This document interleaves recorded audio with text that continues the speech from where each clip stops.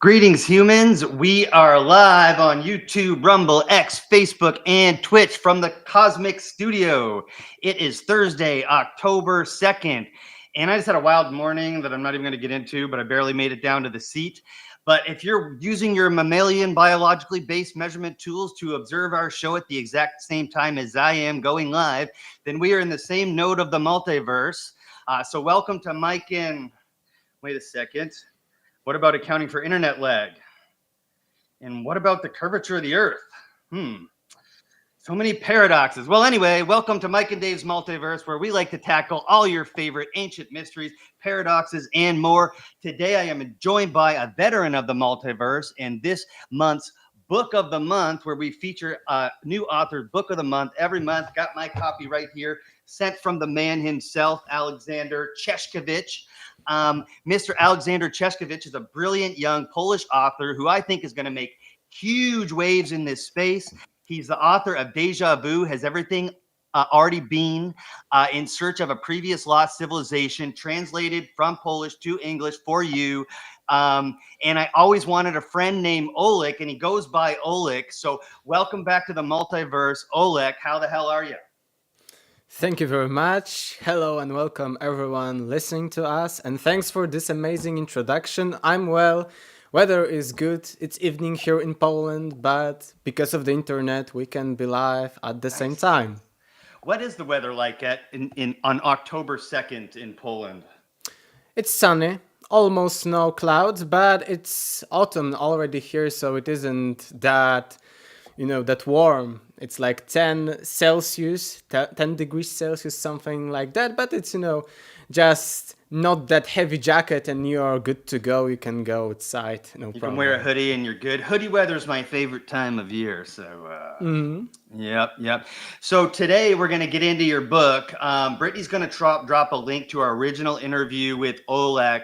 I recommend checking it out.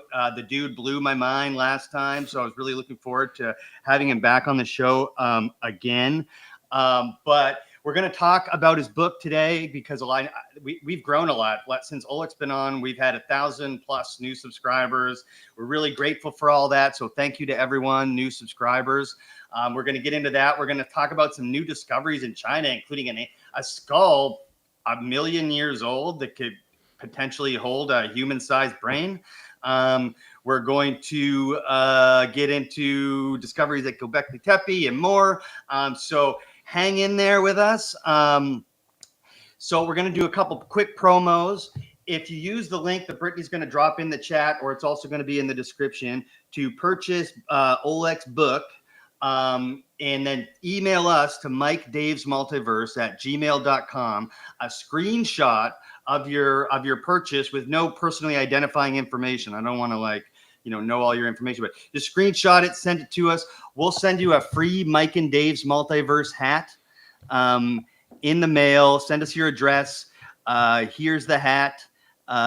Send which one you like. There's a bunch of different options here. Brittany's going to also drop the link to the merch store there, so you can check it out, pick which color you want. Also, the quickest and easiest way to support us, Mike and Dave, directly, if you like our show and you like what we do, is utilize the super chat option. You can donate any amount. It all goes directly back into making this boat float for the following year. Yeah, thank you everyone so much for joining us this afternoon. Oleg, it's been how many months has it been since you've been on the show? A few months, I think. We've been before the summer holidays. I think maybe late May or the beginning of June, something like that. Wow, yeah, a lot's happened since then. Yes. I don't think we'd even been to Cosmic Summit then. That kind of was like a pivotal moment for our channel and our growth. Yes, it was before the Cosmic Summit because you were mentioning that you're going there. Yes, correct. And then I don't know if you saw this, but I liked your interview so much, and we had like a very small amount, like small amount of subscribers that we really appreciate, but we only had a small amount. So I replayed your episode on a live stream, just live streamed your old episode because I wanted more people to see it. Because I just think you're how old are you? Oh, like you're 23? 22 right now. Dude, yeah. So you're like, like a hot young rookie in the space, and I really want people to hear what you have to say. So let me just I would grab I had a few lists of, so you wrote your book, Déjà Vu Has Everything Already Been, at just 17 years old. What inspired you to dive into topics like ancient civilizations, lost technologies, and everything that you get into, deep subjects at such a young age? And how has your research evolved since then?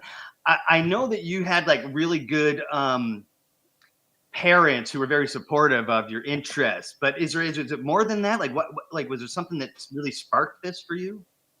I think that the biggest needle that changed everything and changed my trajectory into going into these topics was a historical contest of a really high scale of an entire district here in Poland. And for this contest, I needed to learn, as I mentioned in the last episode, last interview, all the history from prehistory, hominids, who was before humans, up until nowadays. And I was learning from academic textbooks, like college textbooks, high school advanced textbooks. And it was at that time that I started asking more questions. Like, wait a second, how do we know so much about our history? How do we know that this part about our history is correct? How do we know that this was the flow of events from prehistory into ancient civilization and so on and so on? And I went beyond just, learning in order to know and in order to, achieve high places in such contests. I went into methodology of science, history of science, how science evolved into thinking that this is the actual flow of events. So this was the biggest needle that led me into writing this book. And it is like full 400, I think 50 pages long book. It isn't like 100 page of AI crap. And at that time, there was no AI actually a few years ago. It was like 5 years ago, if I'm correct. So this was the biggest needle. And yes, and I was so amazed by all of that actually we do not know that much about our history. There are so many mysteries that are neglected or that are ostracized that, these are crazy conspiracy theories, don't mind them, ignore them. You shouldn't actually be researching them because this may be dangerous for our society. So that was why I wanted to write this book so badly that I actually did that at 17. I then published it because I needed to be 18? Like a full age adult at 18. And then I translated it into English, as you mentioned at the beginning, at the age of 19. Very cool, man.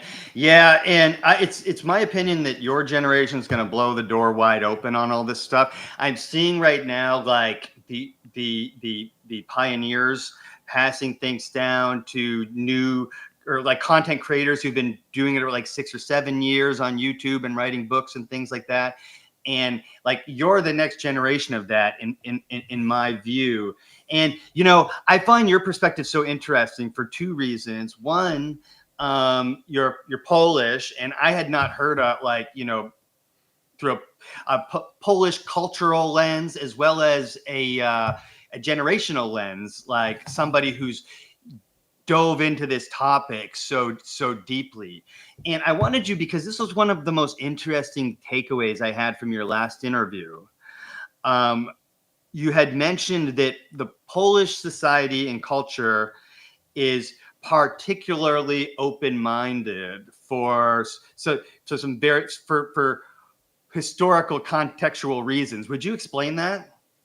Oh, Polish has a very, very rich history. Maybe not like the ancient one, like ancient Egyptian or Sumerian one, but we were very heavy when it comes to medieval times, for instance. And we have a lot of bad history in our history, and also so much like bright moments in our history when we were like freeing the Austrian Empire during the Vienna attack of the Ottomans during medieval times, or we have like we almost got into ruling the Moscow, so the entire Russia, we almost were there at Moscow at one point during our history. So we have these bright moments, but we have lots of bad moments. We were partitioned by both Russia, Austro-Hungarian Empire later on, and Germany.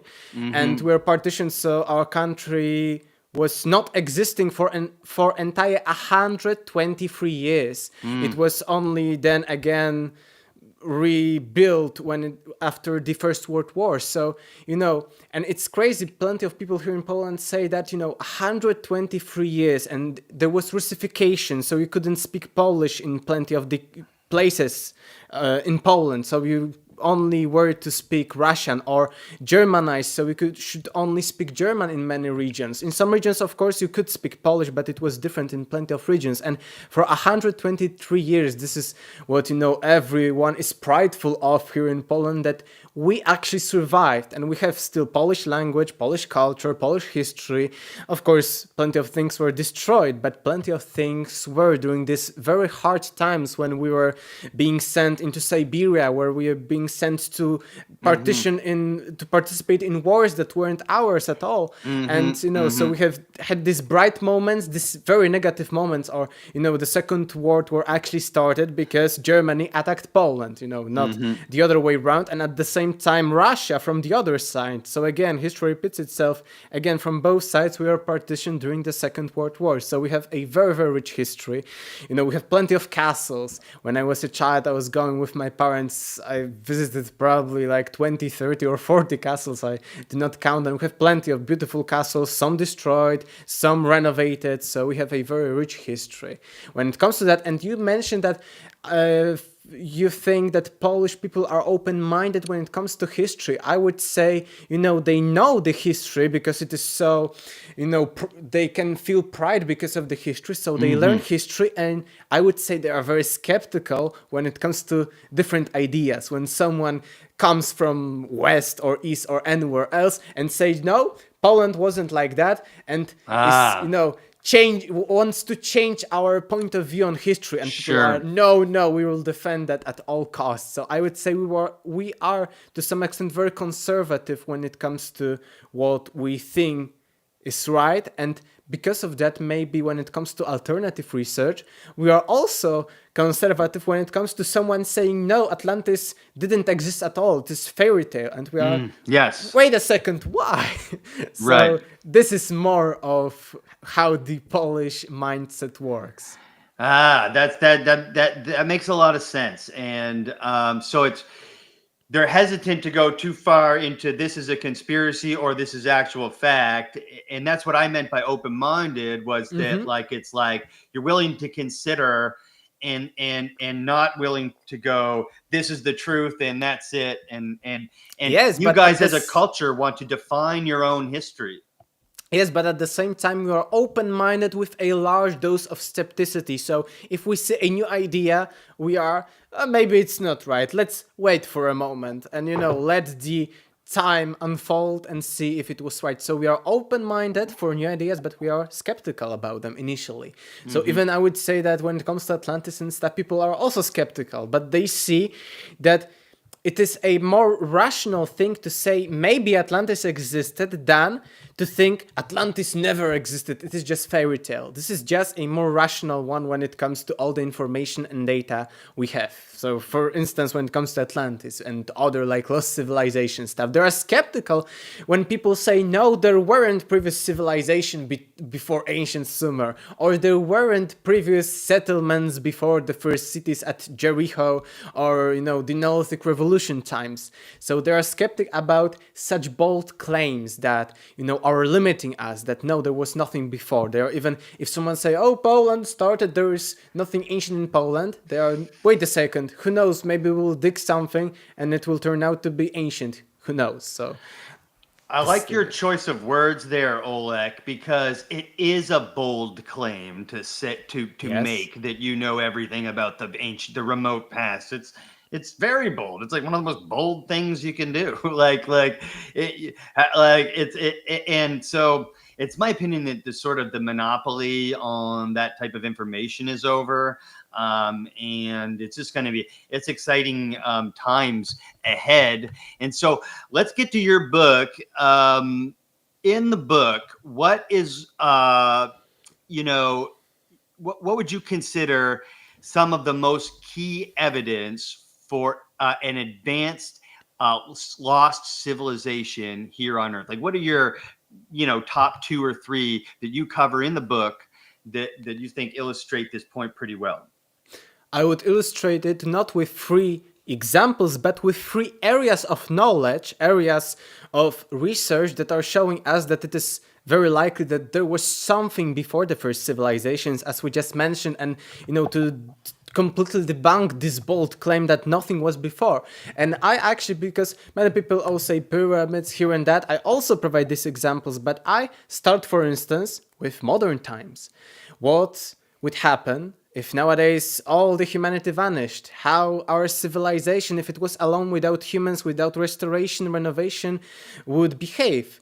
How quickly would it degrade? And I analyze a lot of examples in my book during different cataclysms because, it's basic common knowledge that when a comet or any heavenly body strikes, it would destroy things immediately. High temperatures would also destroy some things better, some things worse. So this is like basic things, but I go deeply into that. So it turns out that all our civilization, if we vanish, there was a pandemic recently, so let's say we vanished.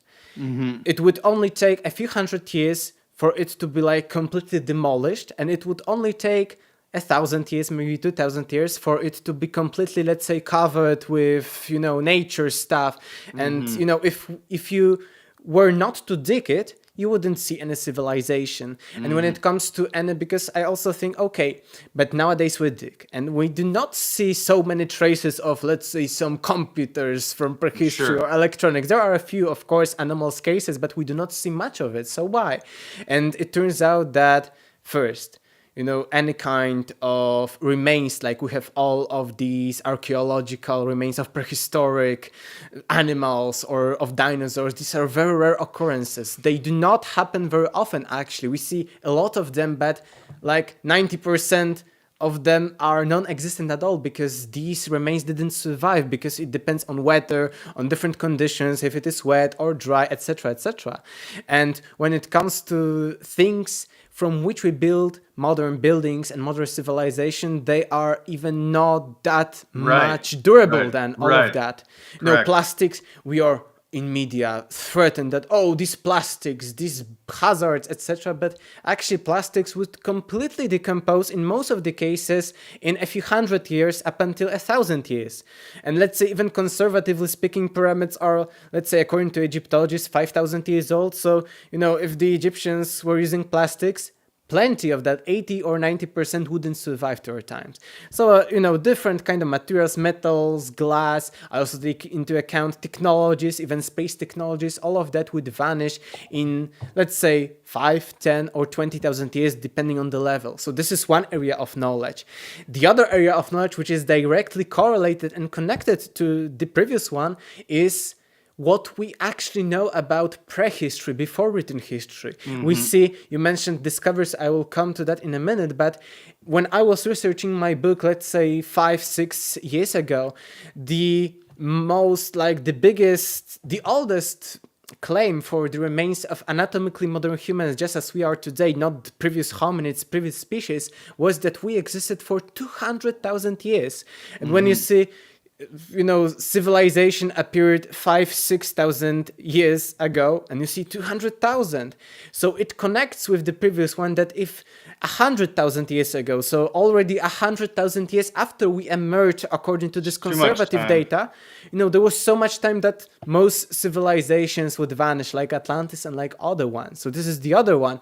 But you see, you mentioned the new discoveries, like now we see that probably anatomically modern humans were much older. Now, conservatively speaking, it is 315,000 years to about 500,000 years ago. And now Oleg, we see in...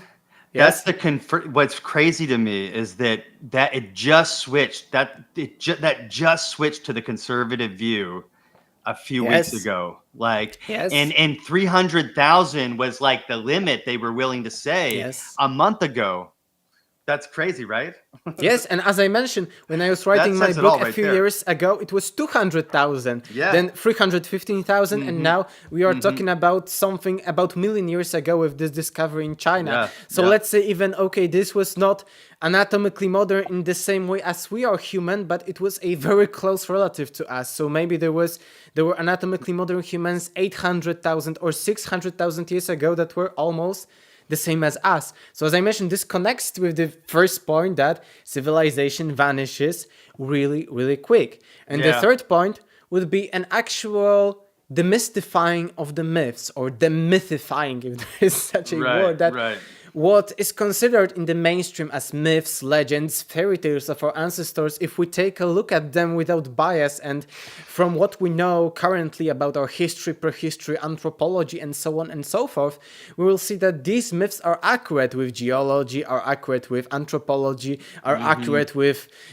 geography, let's say change of the sea levels when it comes to the sinking of Atlantis. So this is the third point. And I would say these are the three biggest arguments that are completely demolishing these bold claims that there was nothing before the first civilization. Very bold. Very bold. Yes, I think it is the same kind of bold as stating that, for sure there was an advanced Atlantean technology, like they were using computers or something like that, or claiming that, they were having the same technology as I'm today or even more. It is a same bold, or even more bold actually, because for the second one that there was some kind of advanced technology, we have some evidence to support that, but we have more evidence against the theory that nothing was before. So yeah, man. And I mean, I wanted to ask the chat, like, because it's my theory, it's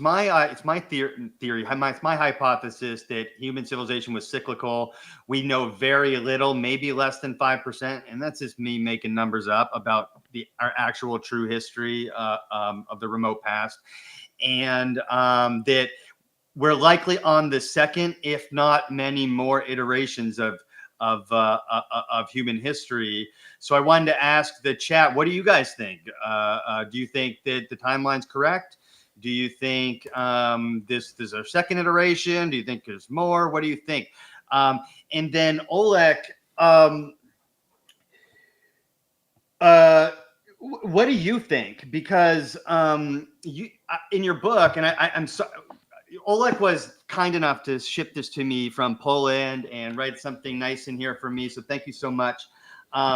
I'm not all the way through yet, though, because I've had a busy couple weeks. I started coaching basketball, but it seems like you're kind of leaving the door open and saying the same thing I just said, which is we really don't know. We know very little. It's like we acknowledge we know very little about the ocean because we can't see it and we can't study it.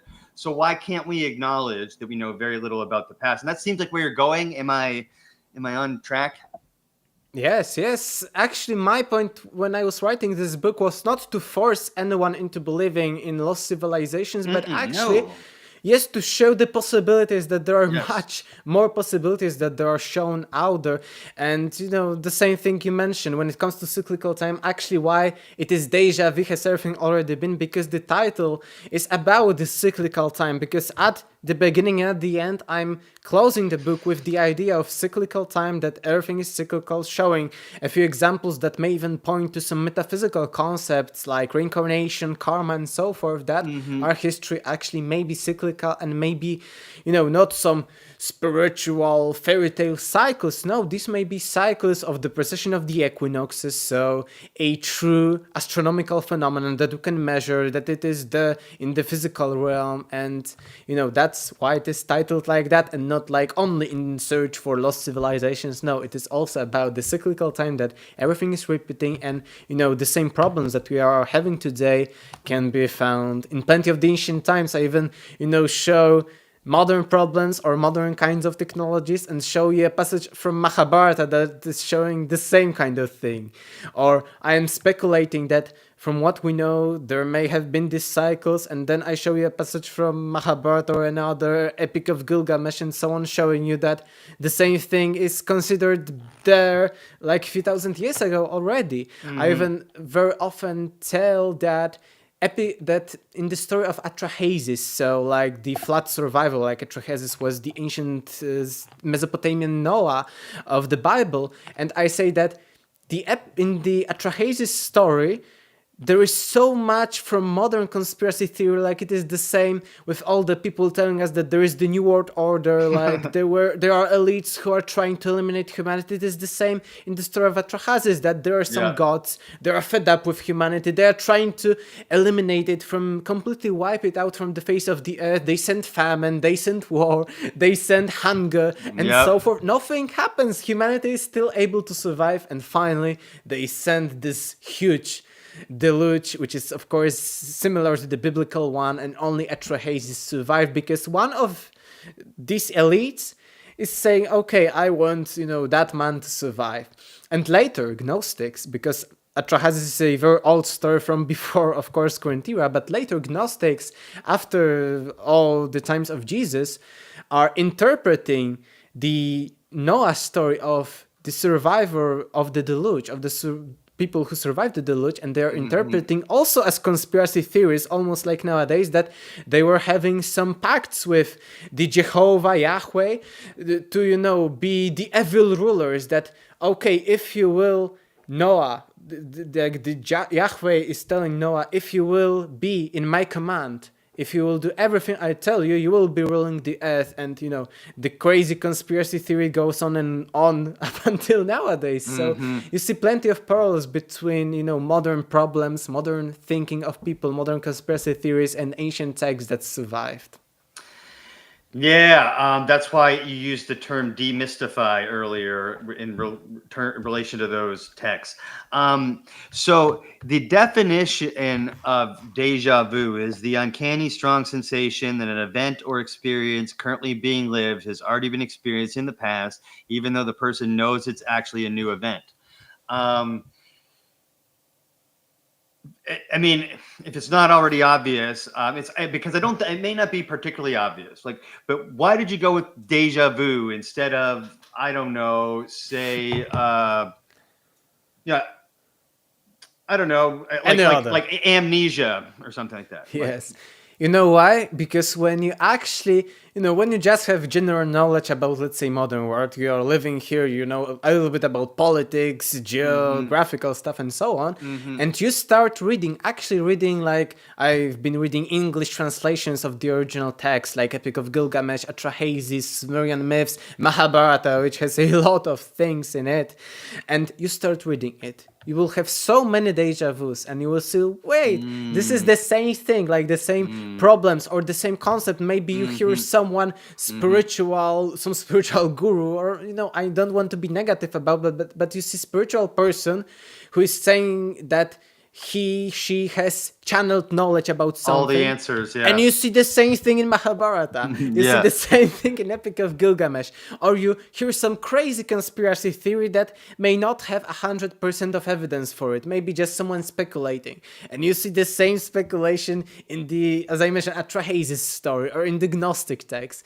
So the more you read the ancient texts, the ancient like myths, legends, anything, the more déjà vus you will experience, and at least you will experience a few of them. Yeah, and so in the book is just your passion and also your vision is to attempt to connect those dots in the book. And so everyone purchase the book. The link is in the chat. Use that link to support the multiverse and also support Olek. The first person to do so and send us a screenshot of the purchase to MikeDaysMultiverse@gmail.com will receive a free Mike and Days Multiverse hat. Just make sure to let us know your address and the color that you want. Olek, it always comes up in these conversations, and it came up, today. But since the institutional narrative seems to be crumbling, from your perspective, what do you think the role of institutions will be moving forward in this space, as it crumbles and then gets replaced by citizen researchers and citizen explorers and stuff? It's almost the Wild West of archaeology and ancient history again, like it was 100 plus years ago, right? So what do you see the role of institutions playing moving forward? I think that institutions play a crucial role in our society, actually, despite all of these opinions. And I think that, institutional knowledge, despite maybe all of their errors, sometimes lies when it comes to some individuals, when it comes to history, but mostly errors, because the modern narrative that we are talking about, that this debunking, when it's the ancient apocalypse, I think 2 years ago came, everyone was shouting like debunking, he's racist. Yes, exactly. Like, it was crazy. This is actually not institutional science. These are science popularizers. So they are, let's say, within the academia to some extent, but very often they are not of particular, let's say, they're not particularly archaeologists or historians, but they are very closely related to them in other sciences, and they are speaking publicly. This is... Science popularization is different than the casual science. Casual, not casual, like the strict science. Strict science should be all about what we are very, very 80% or 100% in some cases true. What is there? Because we have, for instance, pyramids, we have some ancient Egyptian artifacts. These are the things we find. But the interpretation is what they were used for. What purpose they serve. This is the interpretation, and this is the soft part of science. The hard part of science would be, okay, I found this pottery shards at 1 meter deep here and there. So institution is very, very necessary, because if we wouldn't be so strict about discoveries, or in physics about measurements, if we weren't able to replicate someone would boldly claim, oh, I found free energy, and then plenty of people try it out and it doesn't work because this one was a fraud, a hoax. So I think that institution plays a crucial role when it comes to the known part of reality. But what independent researchers or all of the explorers are doing are coming out of the comfort zone of the known, like going into the adventures and seeing the possibilities. We do not know everything, we do not know if it's true, but we are moving the needle beyond, because without that, we would be all within the bubble of the known, and we would be making some progress within that bubble, but it would be a little. And we see that in technology, people are experimenting, and technology is actually very, very growing very, very rapidly. But other things like history, history. Biology is growing a bit, but history, physics are growing actually very, very fast when it comes to that, but still I think they are limited. But when it comes to history, you say, oh, okay, we've got these old interpretations that, ancient Egyptians built the pyramids like that, or the megaliths like that, and we'll stick to it because it is not necessary for us nowadays to change that. And then there appear these popularizers of science who are strongly defending this position. And I think that there should be always an argument, people defending something and going against it. But I think that sometimes they are beyond, the rational of defending something that it is obsolete and we know that it isn't true. So I think that institutions, even history, archaeology, would still play a crucial role, but they would be about what is repetitive. That, okay, in Egypt, in all of these parts, we find this, let's say, skeletons or some pottery shards or some artifacts, and this is the fact. Now, when it comes to the interpretation, this is the arguments, and we should have discussions about maybe this tool wasn't used to cut granite, maybe this tool wasn't used for that, or maybe these vases, like these famous vases from ancient Egypt, are anomalous. So maybe they are beyond our current paradigm. So I think that institutions are crucial when it comes to getting 100%, or maybe not 100 because it's not always possible, but 80% of what is sure. That, okay, we truly found this vase. We are very, very, because there are plenty of people who have seen this discovery, we found it. Or we measured the pyramids and plenty of people measured, and pyramids are really these meters tall and these meters in base diameter. So this is very important. Yeah, I appreciate your thoughtful answer on the question, and I feel like it's just important to keep in mind that we are very fallible, and then institutions organize us in a way that makes us be able to produce large scale industrial manufacturing and all kinds of amazing things, all the stuff that humans are able to do. However, we cannot put an institution on a pedestal and say, even if you literally calling yourself the Egyptologists, meaning we're the guys, you don't need to go anywhere else. There's room for corruption and ego and things like that. So I think the role will be the same moving forward. I think just what's going to end up happening is the two worlds will end up having to stop fighting on X and start working together. And that's at least my hope. Can I comment a bit? Because, Yeah. To finish this institution thing, because many people don't understand, I think that institutions nowadays and throughout the last 100 or 200 years of our history are too much into controlling our lives, because we Yes. see in media this propaganda, this narrative actually, that we should be like science says, because science has discovered so many things, so we should be thinking like science and living by science. But we as humans are creatures that want to, enjoy our lives, that want to actually, this is from psychology, we know that when it comes, as I mentioned, the comfort zone and what is known, the known word is the academia, is all of the mainstream stuff. But we as humans, and we know that from history, even from myths, all the myths are that there is a kingdom, this kingdom is closed in a bubble, very safe, but then there is a problem, a dragon comes, an anomaly comes. And because we are in this bubble, in this institutional narrative, and we are, 100% into that, we cannot fight the dragon. There is no one, from peasants, from even normal, casual, let's say, fighters who can defeat the dragon, this, danger.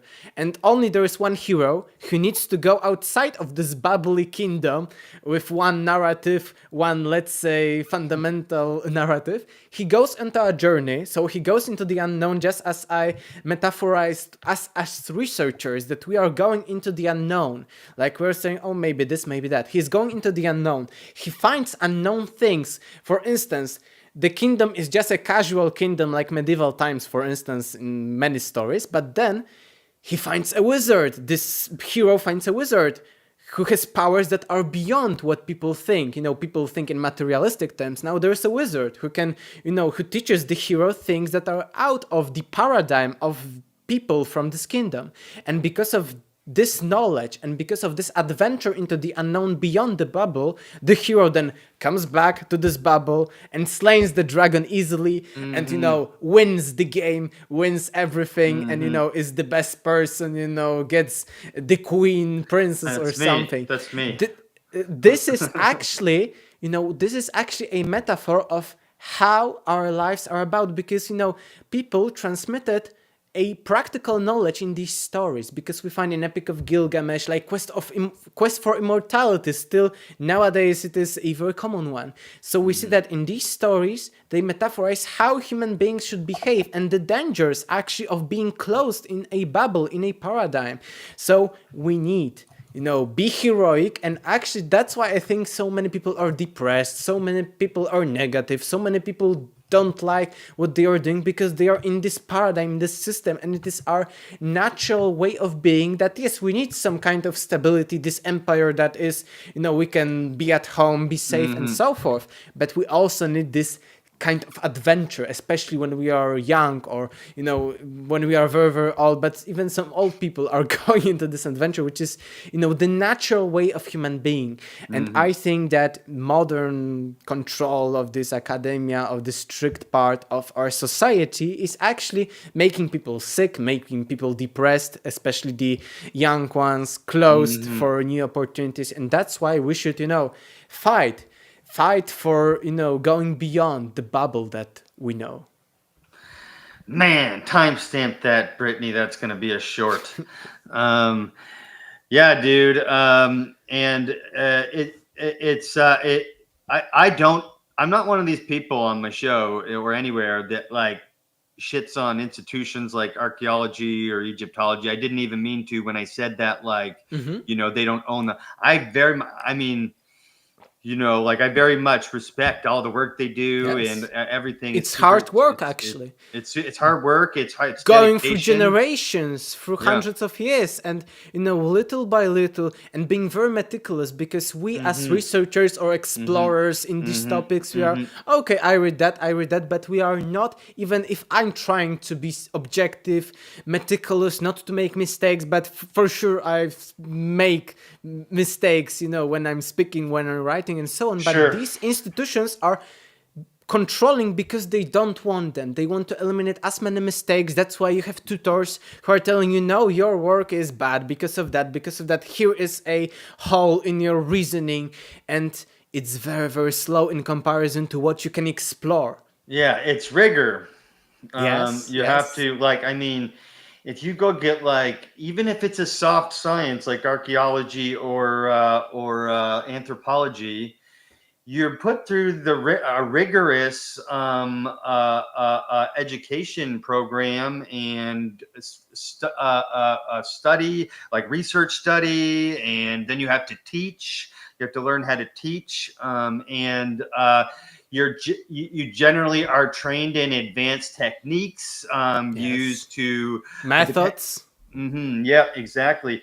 And so I'm just not one of these people who throws the I don't know if it's the right phrase, but it's the baby out with the bathwater or whatever. Yes. Just because some bad actors are trying to control the narrative. And I must add, some bad actors are just engagement farming online. So when you look at those people and you click on their stuff and they're calling Graham Hancock an asshole or whatever online, and you jump on there and you go, well, I'll tell you something, blah, blah, blah, and go back and forth, you're feeding that troll under that bridge. Okay. Yes. It's actually sociology that, they create this competitiveness, and it's, charging itself, both pros and against are charging itself, and it gains momentum and so on. Yes. And actually you did a very, very good example that, you need to have all the methods. And I would compare that you're an archaeologist, you discover something like Göbekli Tepe or something similar. And even though you have an enthusiasm that maybe this is the Atlantis or Atlantis remains, a connection to Atlantis, you need to to slow down, slow your emotion, and actually be objective. Okay, maybe it is, but maybe there is another explanation. So science is very, very into that. Slow your emotion. Come on, man. What are you talking about? Like that's crazy talk. Like yes, but sometimes why would I it slow is down for necessary. a second and think? Yes, but sometimes it is necessary. I would say sometimes. I know. I'm just being facetious. But I wouldn't say. I think it's too emphasized when it comes to young people. I was in the educational system. I was actually both in Polish educational system and international. I have international high school, something like that. And I've seen that in both of these systems there is like you shouldn't. If you feel something, you're enthusiastic about something, they are stopping you from doing that. You should be rational, cold. But I think that especially in young people, we should show, okay, you need sometimes to calm down and sometimes to look objectively at things, but it doesn't mean that you should get this fire inside you and put a water on it and extinguish this fire. Precisely. Brittany, flash that Jim Fry about the hat again quick, please. Yeah, so Jim Fry sent us a donation through Super Chat and received his free hat. If you, for privacy reasons or whatever, if you would send me a DM with a picture of you with it on, I'd appreciate it. I won't share it around. But that makes me super happy, man, that there's a Mike and Dave's Multiverse hat out there in the universe floating around. Olek, you brought up Atlantis, and I wanted to go there because we go there in the book. So you explore the idea of advanced prehistorical societies in the book. How does the Atlantis quote-unquote legend, as described by Plato and echoed in various cultural myths, ancient cultural myths, fit into your theory of cyclical human history? Like, do you see it as a metaphor, a historical event, something entirely different? Is it all at the same time? What do you look at Atlantis as? I would say that let's for a moment start with no opinion on Atlantis. Let's say we start just researching Atlantis. We know almost nothing. We heard that, okay, Plato wrote about Atlantis, and we read the Atlantis story. Let's say we read also the other dialogues of Plato. And after doing only that, not having an opinion on anything, we will see that 100% Atlantis is not a complete fairy tale imagination of Plato as a metaphor of his ideal city. You know why? Because we see in other dialogues, for instance, I think it was Phaedrus or something like that, because there are two very similar, Phaedo and Phaedros, two dialogues. I don't remember which one correctly, sorry, but when it comes to this dialogue, there's a mention, for instance, of an Egyptian legend of the god Thoth. So Plato in this legend is telling us that there was god of wisdom Thoth. God of wisdom Thoth has given ancient Egyptians the hieroglyphic writing because they were illiterate. And as soon as Thoth has given them this hieroglyphic writing, all the memory of people started vanishing because people were writing things down and they didn't need to remember as many things. Just as we maybe don't remember what to buy in our grocery store, so we make a list. So this is what Plato is telling us. And how it relates to Atlantis, because we know from Egyptology, it is a fact that there was a god that was god of wisdom Thoth. He was god of wisdom, and actually according to ancient Egyptians, he really invented and has given to the Egyptians the hieroglyphic inscriptions. So we fact-checked Plato that he's telling us the truth. But actually, when we are not biased, let's say that yes, probably Plato used a real story of ancient Egyptians, of these true facts about God of wisdom Thoth given the hieroglyphic writings, to show his point that when the writing was introduced, according to Plato, this is his fantasy part, that according to Plato, when people invented writing, the memory started shrinking. And he is showing us a true story from ancient Egypt. And I think that the same could be if we are not, let's say, biased that Atlantis existed 100%. Let's say we are thinking maybe it is a fairy tale. it may be a fairy tale when it comes to the result of Atlantis, but just as Plato used a true story of Thoth from Egypt, he also probably used, if he was correct there, a true story from ancient Egyptians when it comes to Atlantis, because he says it was Solon who went to Egypt, to the city of Sais, at Sais, the priests have given him the story of Atlantis, and so on and so forth, and Plato is writing about that. So we see a parallel that he is using a true story from ancient Egypt that probably haven't survived till our times, and using it for his own purposes of, let's say, oh, Atlanteans were very bad and that led to their downfall and destruction of Atlantis. Maybe it wasn't that they were bad, maybe just in this story, Atlantis was destroyed. And Plato says, no, because they were behaving badly and they lost the Athenians and so on. So he used a true story.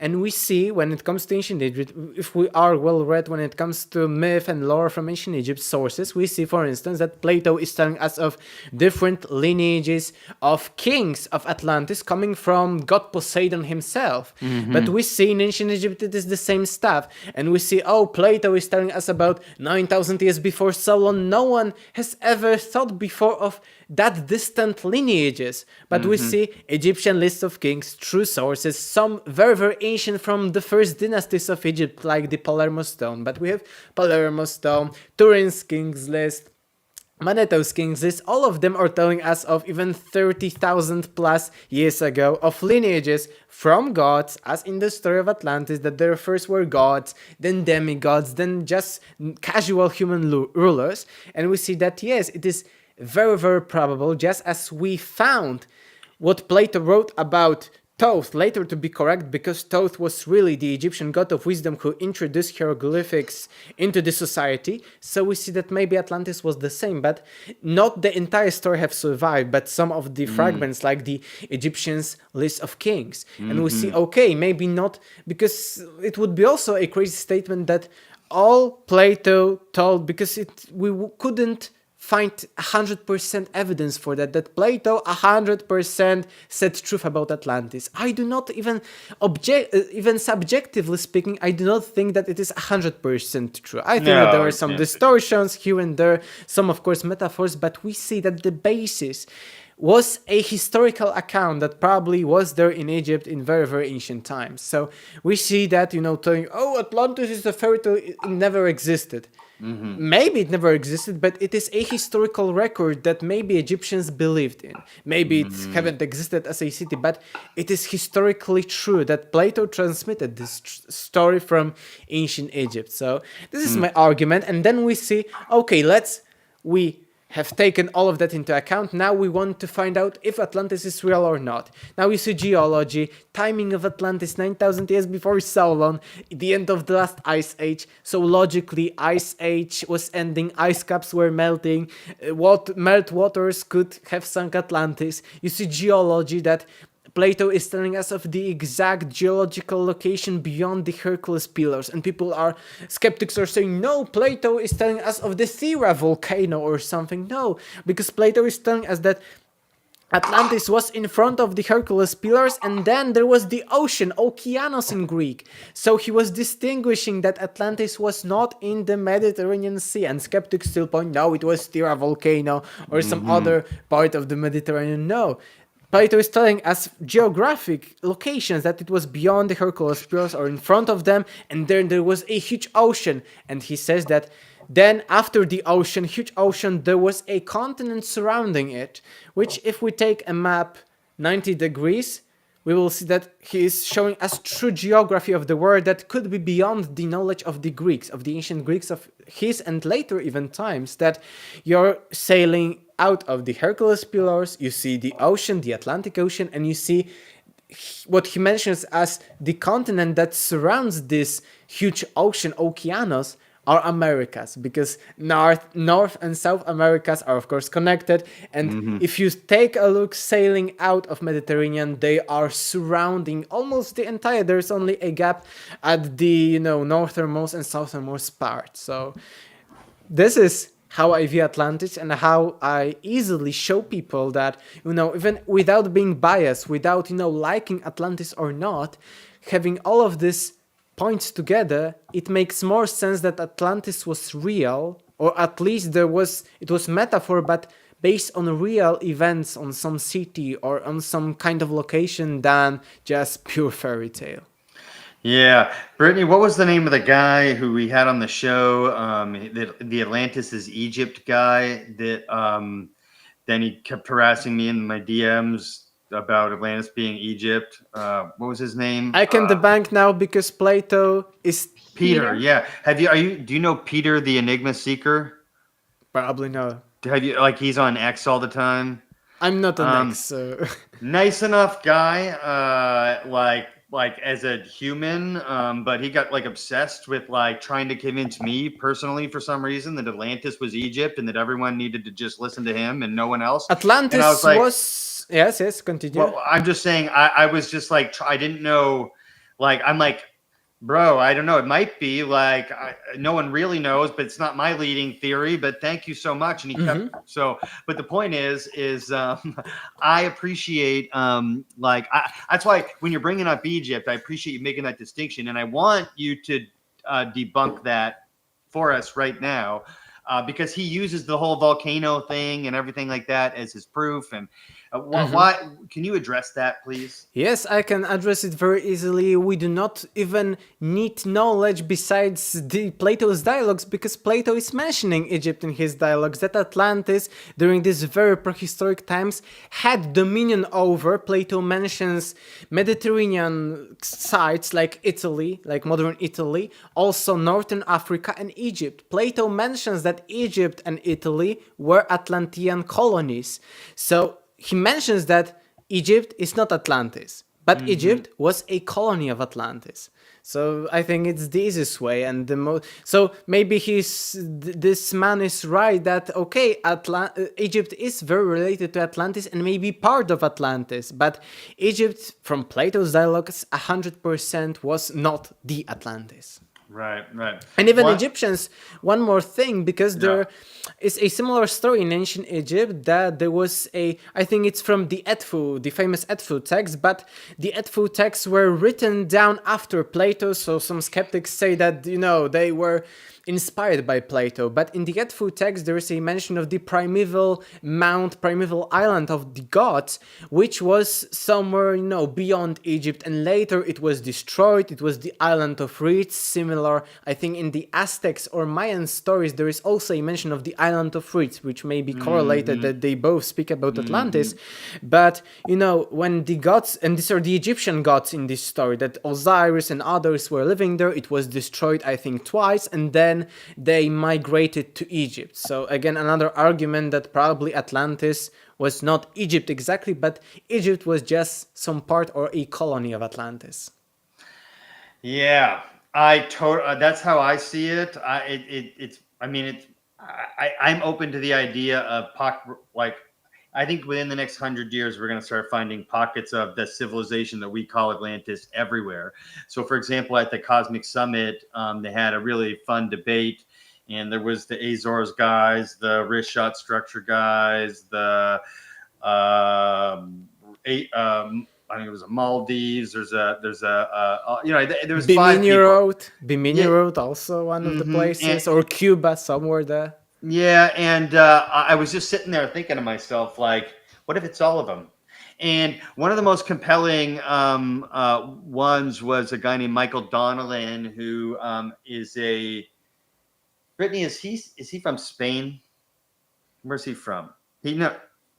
Where's Michael Donnellan from? I think somewhere Spain or Portugal. I know a bit about Michael Donnellan, but not much. Yeah, well, he's the guy. I think he was having a documentary or something on Atlantis. Yes, Cadiz.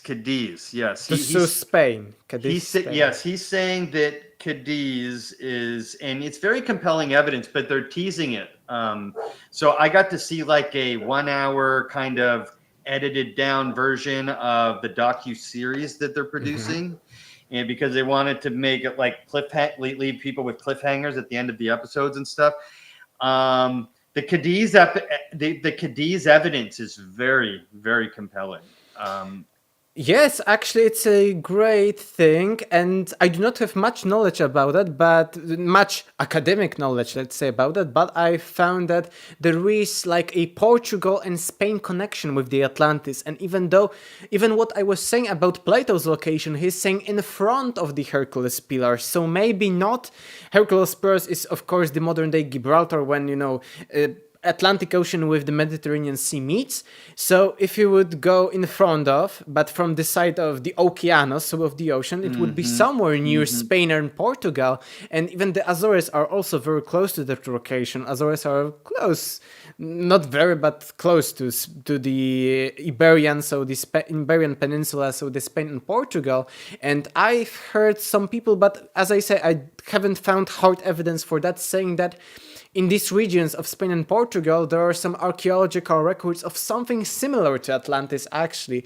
And I think that, if it was an island, like maybe people traveled there and maybe it was connected. But who knows if Cadiz is exactly Atlantis or the Azores is exactly one. I think that there may be plenty of places, and even what we mentioned, that Plato is telling us that Atlantis had huge, vast colonies in the Mediterranean. So maybe they had colonies in the Eye of Sahara.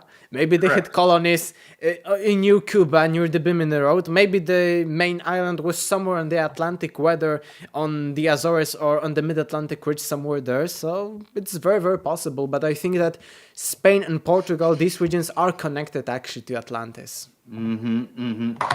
Screwdriver Tuning, thanks so much for interacting in the chat so much, and thanks for the $9.99 super chat. We really appreciate this stuff. It goes directly back into floating the boat this year. And so, again, from the bottom of my heart, with humility, I really appreciate it. Also, I'm sorry I didn't wear my blue shirt today, Screwdriver Tuning, but Oleg wore a blue shirt for you. And thanks for keeping me on my toes, Screwdriver Tuning, in the chat for breaking ancient news this week, because we plan on dropping a banger of an episode. So if you guys aren't aware, I started a new project where Brittany is going to be helping me out a little bit, and we're going to be working with a team with Aaron of Megalithic Mysteries, Cody of East 10 Outpost, and it's sort of a we call it Breaking Ancient News, and it's sort of a opportunity for us to basically sit down and chat about all the different things that came out in the last couple of weeks, as far as appearances on podcasts, videos made by content creators, books coming out, articles coming out, all in the ancient history space. So check out Breaking Ancient News, subscribe to it. We got really good feedback. Off our second episode, we got a bunch of views and a bunch of comments. So I need to check it out. Yes, it sounds you do. very, very. Yeah, check out the last interesting, one. good. Yeah, check out the last one, because here's the thing: there's so much going on right now, Oleg, in the space Yes, that yes. like it's like I turn on my YouTube, and then I've got other things going on in my life, and I turn on my YouTube and I go, I don't have time for this. And then I open my Yes, phone and I go to the yes. articles I normally read, and I go, well, I don't have time for this. And so at the very least, you can check out Breaking Ancient News Sundays at 10 a.m. live. And then we're also going to post it as a regular video, where we show 1-minute clips of all the stuff. We pull up some articles. We do some banter. It's a good time. So I'm looking forward to it. And I just want to throw that out there. Oleg, so you in your book you talk about global grids and astronomical alignments. Those weren't some of your main evidence. So sort of these out of place technologies, because I see like the alignments of the Great Pyramids as an out of place technology. And I don't know about you if you see it the same way, but I guess my question is, I mean, could Atlantis have been a central hub in like a network that had this kind of technology that worked on Giza and Sacsayhuaman and stuff like that? Is that kind of where you lean to? Yes, my personal opinion, because I try, to show you all the facts, but my Sure. personal opinion is that It was some kind of a global civilization in a sense, maybe not like our modern global world, but that it was traveling the entire earth. It is a similar theory, actually, I'm very indebted to people like Graham Hancock. Graham Hancock was the first one to, pull all the strings together and show that, these are only fingerprints of the gods. He didn't say that it is hard, very evidence, but he Exactly. said That's that what pisses me off. they left these gods, so these Atlanteans, for example, or other people from this previous civilization, whatever they were called, actually, because maybe it was not Atlantis like in the same kind of way as we are talking right now, but they left fingerprints. And I think that these fingerprints, which can be found all over the world, like similarities between megaliths, between different stages, like the new discovery from Göbekli Tepe of this statue. And why I'm mentioning that, because it is also paradigm shifting. We found these stages there before in the region of Göbekli Tepe, but now people are getting more knowledge about that. And this is shifting because immediately when you see this statue being uncovered, you see exaggerated chin, just as on Easter Island and in many places of the world, also hands on belly. Because if it was just a statue that has one thing similar to the other, like only this jawline, which is still so exaggerated in both cases of the Moai of the Eastern Island and here on Göbekli Tepe, you see that it is immediately, a flag for you to show that, oh, it is something beyond a pure coincidence. But now you see two elements that are similar, exaggerated chin and hands on their bellies.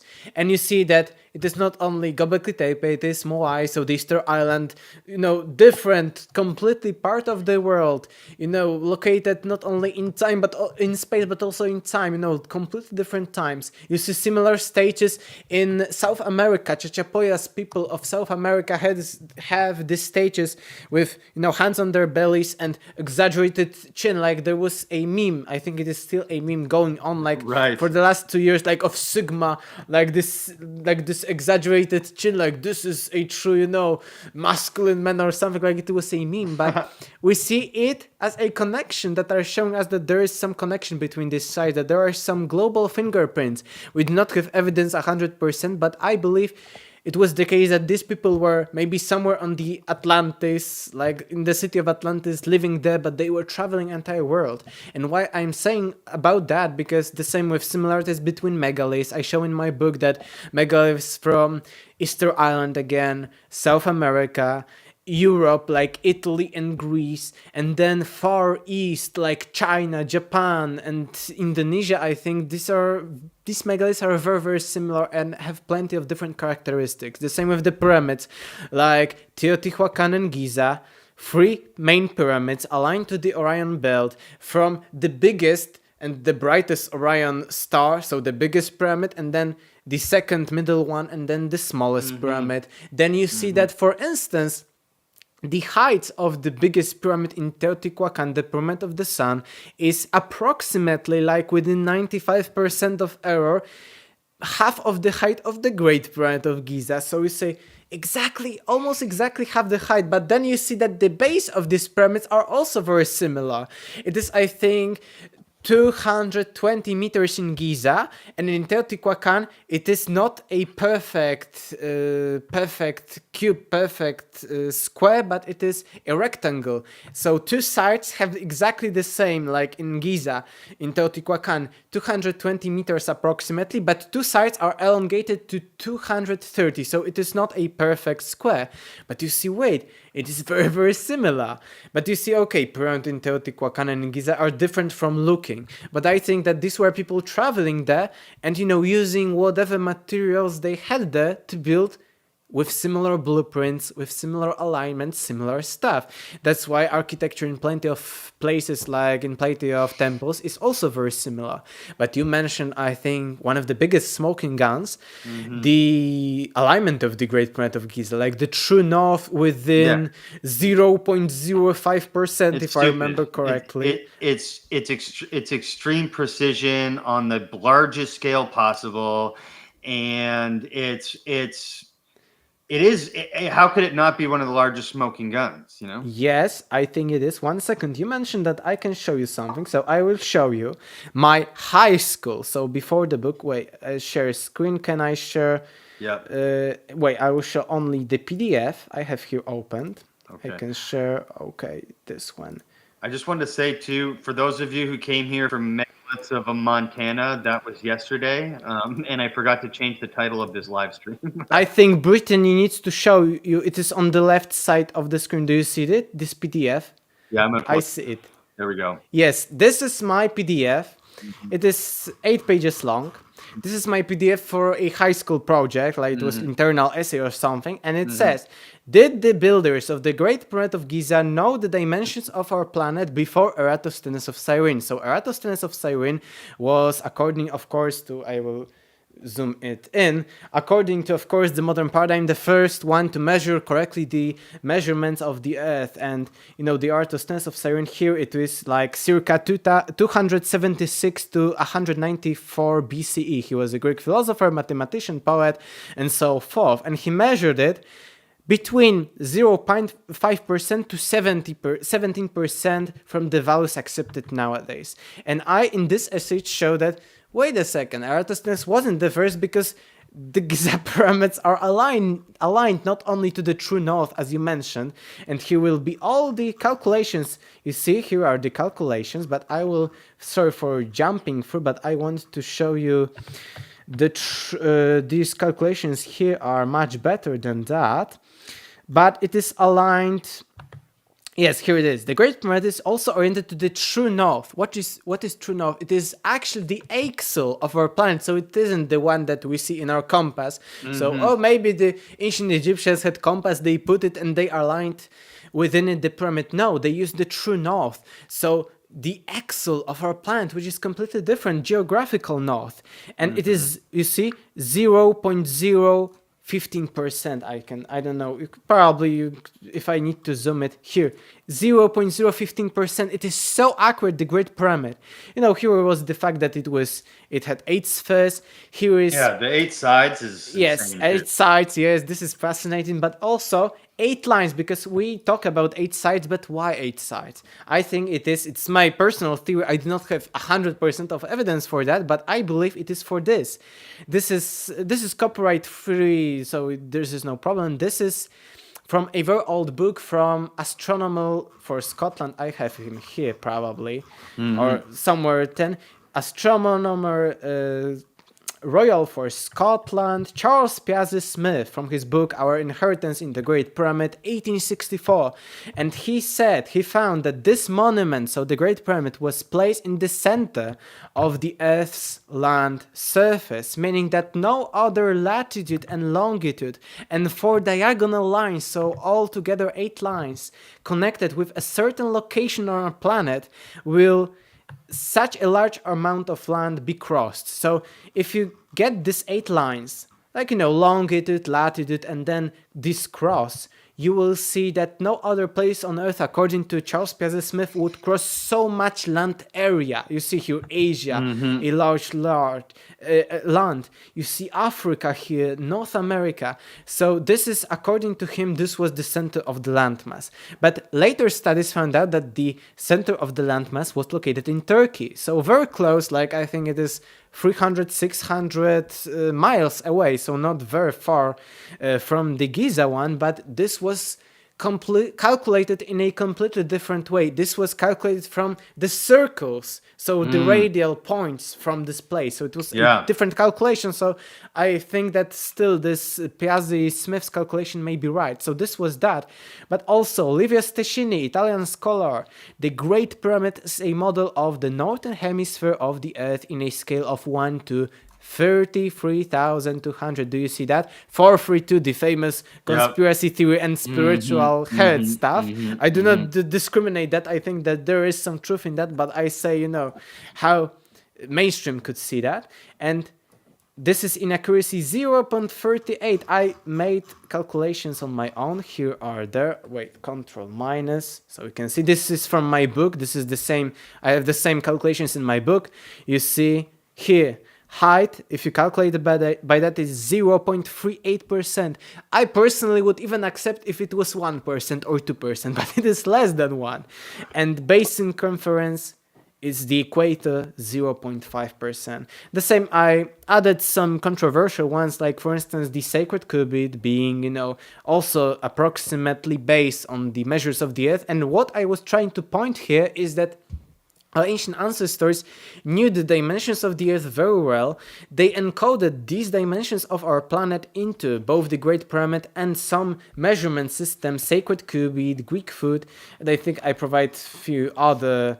This was all, of course, with bibliography, and you see the footnotes, plenty of them actually, but not all from academic textbooks, some from, more like popular science ones, but still plenty of footnotes. You see even Hancock's fingerprints of the gods here, because he also meant that. And I show that it is connected with the precession of the equinoxes, number 72, found in, all the myths and legends and so on. And I show that, this alignment of the Great Pyramid that you mentioned is probably one of the biggest smoking gangs that these people, let's say, supposedly these Atlanteans or from any other kind of advanced previous civilizations, were able to measure the earth. So probably they also, if we see plenty of megaliths and similar stages all over the world, they travel the entire earth. Just as Plato is telling us that they had colonies in the Mediterranean, in Egypt, and so forth and so on. And I think that this is the evidence, as Graham Hancock very often says, that it was probably a seafaring civilization.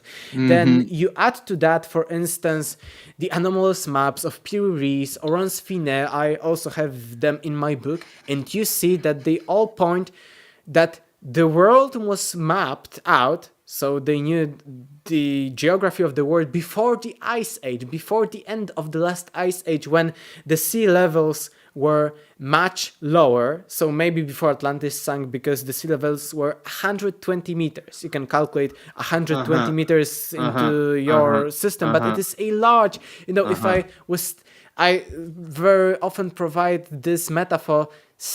Imagine standing on the beach, whatever beach is there within your area, and imagine 120 meters of the change of the sea levels. It is enormous one.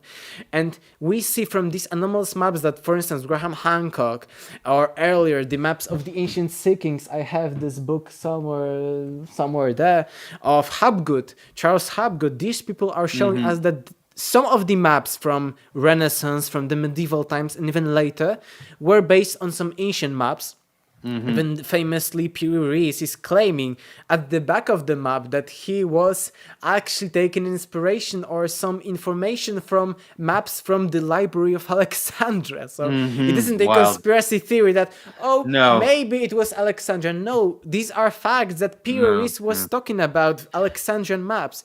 And we see, for instance, from islands that are now sunk beneath the ocean, from coasts or from land bridges that are now non-existent, that these maps were based on knowledge from before the end of the last ice age, from before the meltings of the waters and so on. So these are the fingerprints, and this is how the pyramid connects it, that it has encoded within it the dimensions of the earth. And I think not today, but maybe in future conversation, I will show you a PDF, another high school essay of mine from mathematics, where I showed that these dimensions, both of the earth and of the Great Pyramid of Giza, correlate to the entire solar system, and show you that the solar system is not built randomly, but has mathematical correlations and has some like matrix code inside of it. Like, for instance, I would code a video game, and I would code, okay, the solar system would be coded with this formula.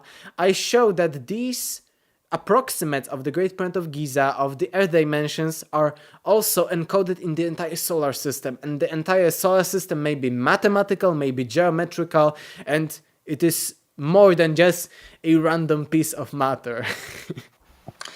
Yeah, dude, I would not want to show. If you want, I can show you right now. I just don't want to put. What I don't want is to put my high school papers next to yours. Because, don't worry.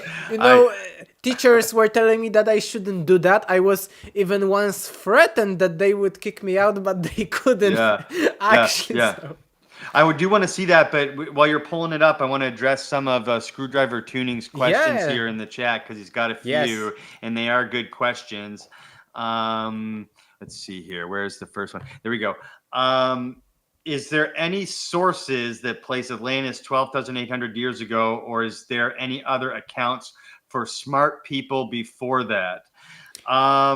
Yes. And so for my place, my first brain goes to is the new evidence of this new skull that places at least anatomically modern humans back. But I think he's looking for like No, direct sources accounts. before Plato Yeah. or and other historical sources there are.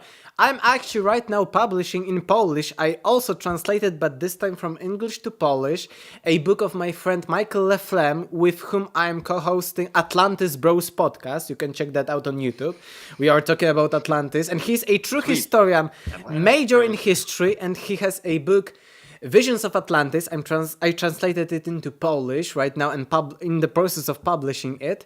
And he mentions tons of pre-Platonic sources. Not all of them are legit sources, but not all of them are 100% Atlantis related. But for instance, Plato's ancient Greek word of Atlantis was Atlantis, similar to English one. For instance, in Polish it is Atlantida, in Spanish it is Atlantida or something like that, but in English it is Atlantis. And Atlantis is almost the same in ancient Greek, just a little different intonation, but the same A-T-L-A-N-T-I-S, so almost the same. And this word was used before Plato, for instance, by a poet, I think 200 or 100 years before Plato, poet, historian Hellanicus of Lesbos, you can check him out. Hellanicus of Lesbos wrote, we have only a small part of his poem, but he's saying the same word, Atlantis. And he's starting this poem, we do not know if this poem was all about Atlantis, but we have only a small passage of it, which has the same word, Atlantis, before Plato. So Plato was for sure not the first who had idea for the word Atlantis, and he's also telling a similar story of some kind of lineages, that there was Atlas and some others, so similar to the story of Plato, that there was the different rulers of kings. So Plato was for sure not the first of the Greeks even who used the word Atlantis. So this is one of the pre-Platonic sources. Another one is, for instance, Mahabharata, famous Indian one, the longest possibly epic in the entire world. And actually I have an Oxford translation into English of it, but it is still abbreviated, because they say that if you would like to have an entire Mahabharata, it would be like one bookshelf, like one round of this entire bookshelf, only one Mahabharata. This would be all of the books. This would be Mahabharata, so we never have full version of Mahabharata, even in, I think, Hindu or Sanskrit, no. But in English, even in the abbreviated form, there is a mention of, and it is true for Mahabharata, it is a very accurate translation of a water tomb in the Western Sea. So if you think from the mind of an Indian someone who wrote Mahabharata, who was writing it, Western Sea, so the closest one would be the Mediterranean for sure. But in my opinion, if this sea is comparable to the Indian Ocean, which is an ocean which is huge, I think they are more likely telling us about the Atlantic Ocean, just as Plato is telling us. And they are telling us that there was an island called, according to Michael's research as a historian, Atalla, Atlantis, Atalla, very similar, that sank beneath the oceans and became a watery tomb on the Western Sea.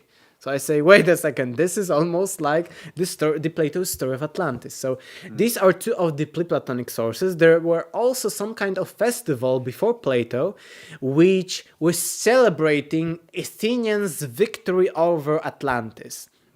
So maybe it doesn't prove Atlantis 100%, but it shows that there was, in the minds of the Athenians before Plato, there was some kind of idea that, just as in Egypt, we have later on, not in the times of Atlantis, famous sea people that invaded Egypt, very famous ones. We do not know, even historians 100% do not know who they were, and even when they officially struck Egypt. But before Plato, they had this idea that there were some kind of sea empire who attacked Athenians, and Athenians won that. And we are celebrating that before Plato. So these are, I think, the three. I think there were also Roman historians who were speaking about that, but, not all of these sources are very, very good, in my opinion. But these three, as I mentioned, are, I think, these smoking guns, that Plato was 100% not the first who mentioned something similar, or even the name of Atlantis itself. I would say here I have the yellow book.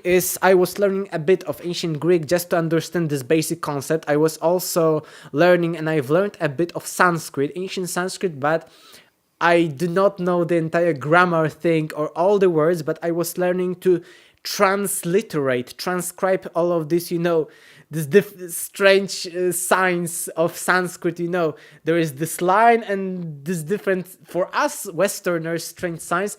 I, at one point during my last year of high school, nowadays I would need to, learn for a few days to get back this knowledge, could, entire text not read what was meant in them, but transliterate all of them into like Latin Western words of English, Mahabharata written in Sanskrit, and entire, not only the names, but the entire, passages. And it would help me because sometimes you get so much knowledge from this. Or I also was learning a bit ancient Greek, which is not that hard like the Sanskrit, for just some words, for understanding how they are formed and how they can be echoed in other names, like in names of locations or geographical names, or ancient texts like Mahabharata. So Bharat is India and Maha is great, like there is a yuga, this yuga cycles. Maha yuga is a great yuga, bigger yuga. So the same Mahabharata means great big India in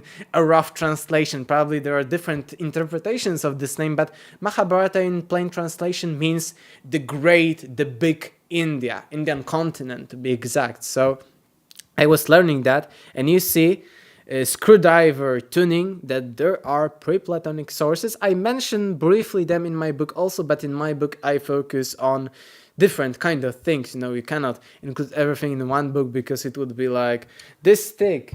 Probably there are books this thick, but I briefly mention, I think, both Hellenicus and some of these pre-Platonic sources. Yeah, put that question up, Brittany. So he's asking. I know that it's not in the book, but do you have what do you lean towards as a central location, central hub for Atlantis? Yes, but before that, I see another comment. Watch your podcast, watch Atlantis Bros, because there we are focusing on the question of Atlantis. You will find it, Atlantis Bros with Michael Leflem and me, or Atlantis Bros and copy paste my surname. You will 100% find it. But my idea thank you very much for the link. My idea for the location of Atlantis would be somewhere on the mid-Atlantic ridge, and maybe the Azores one, the anomaly on the Azores, maybe somewhere else, but somewhere on the mid-Atlantic ridge, because I've heard some older, maybe nowadays it's a different kind of story, but older geographers were telling us that when they were first going and exploring this mid-Atlantic ridge, they were thinking, wow, this looks like mountains. Atlantis was also described by Plato by a very mountainous area. So Plato is described that it was very, very mountainous. And I think, okay, Rishat structure, there are mountains nearby Rishat. It's really big too. Yes, it's really big, but I think that maybe Rishat is natural. I am waiting, when it comes to Rishat, I think it's a big idea too, but I am waiting for someone to dig some kind, anything like a brick or something. This is, what I'm waiting for, because if there is nothing, I think something, even if I'm a proponent that nothing would survive, but I say from modern world, when we have, concrete walls, and when we have, all these steel interiors and so forth, but when it comes to megaliths and other kinds of older stuff like megaliths, pyramids, they were built from natural materials which are not degrading that fast. The rocks are degrading in sometimes millions of years. So I think that there should be something found in the Rishat structure, and then I would say this is the location. But right now I would say maybe Richard was one of the colonies of Atlantis. Maybe Bimini Road or near Cuba was one of the colonies, but my point is somewhere on the mid-Atlantic ridge. It is mountainous. It was probably some parts of it, maybe near the Azores. Maybe Azores are part of this Atlantean island, who knows, that were above the water before the end of the last ice age. And I think that, this is the great place for the Atlantis to be, because Plato is telling us that Atlantis not only sank, but there was some kind of a cataclysm involving, for instance, huge waves, shock waves. And I think, if we are speaking of the mid-Atlantic ridge, when both, continental plates or something are going with each other, and we know that in such locations there are earthquakes very often, I think these locations on the mid-Atlantic ridge fit very well the description of Plato.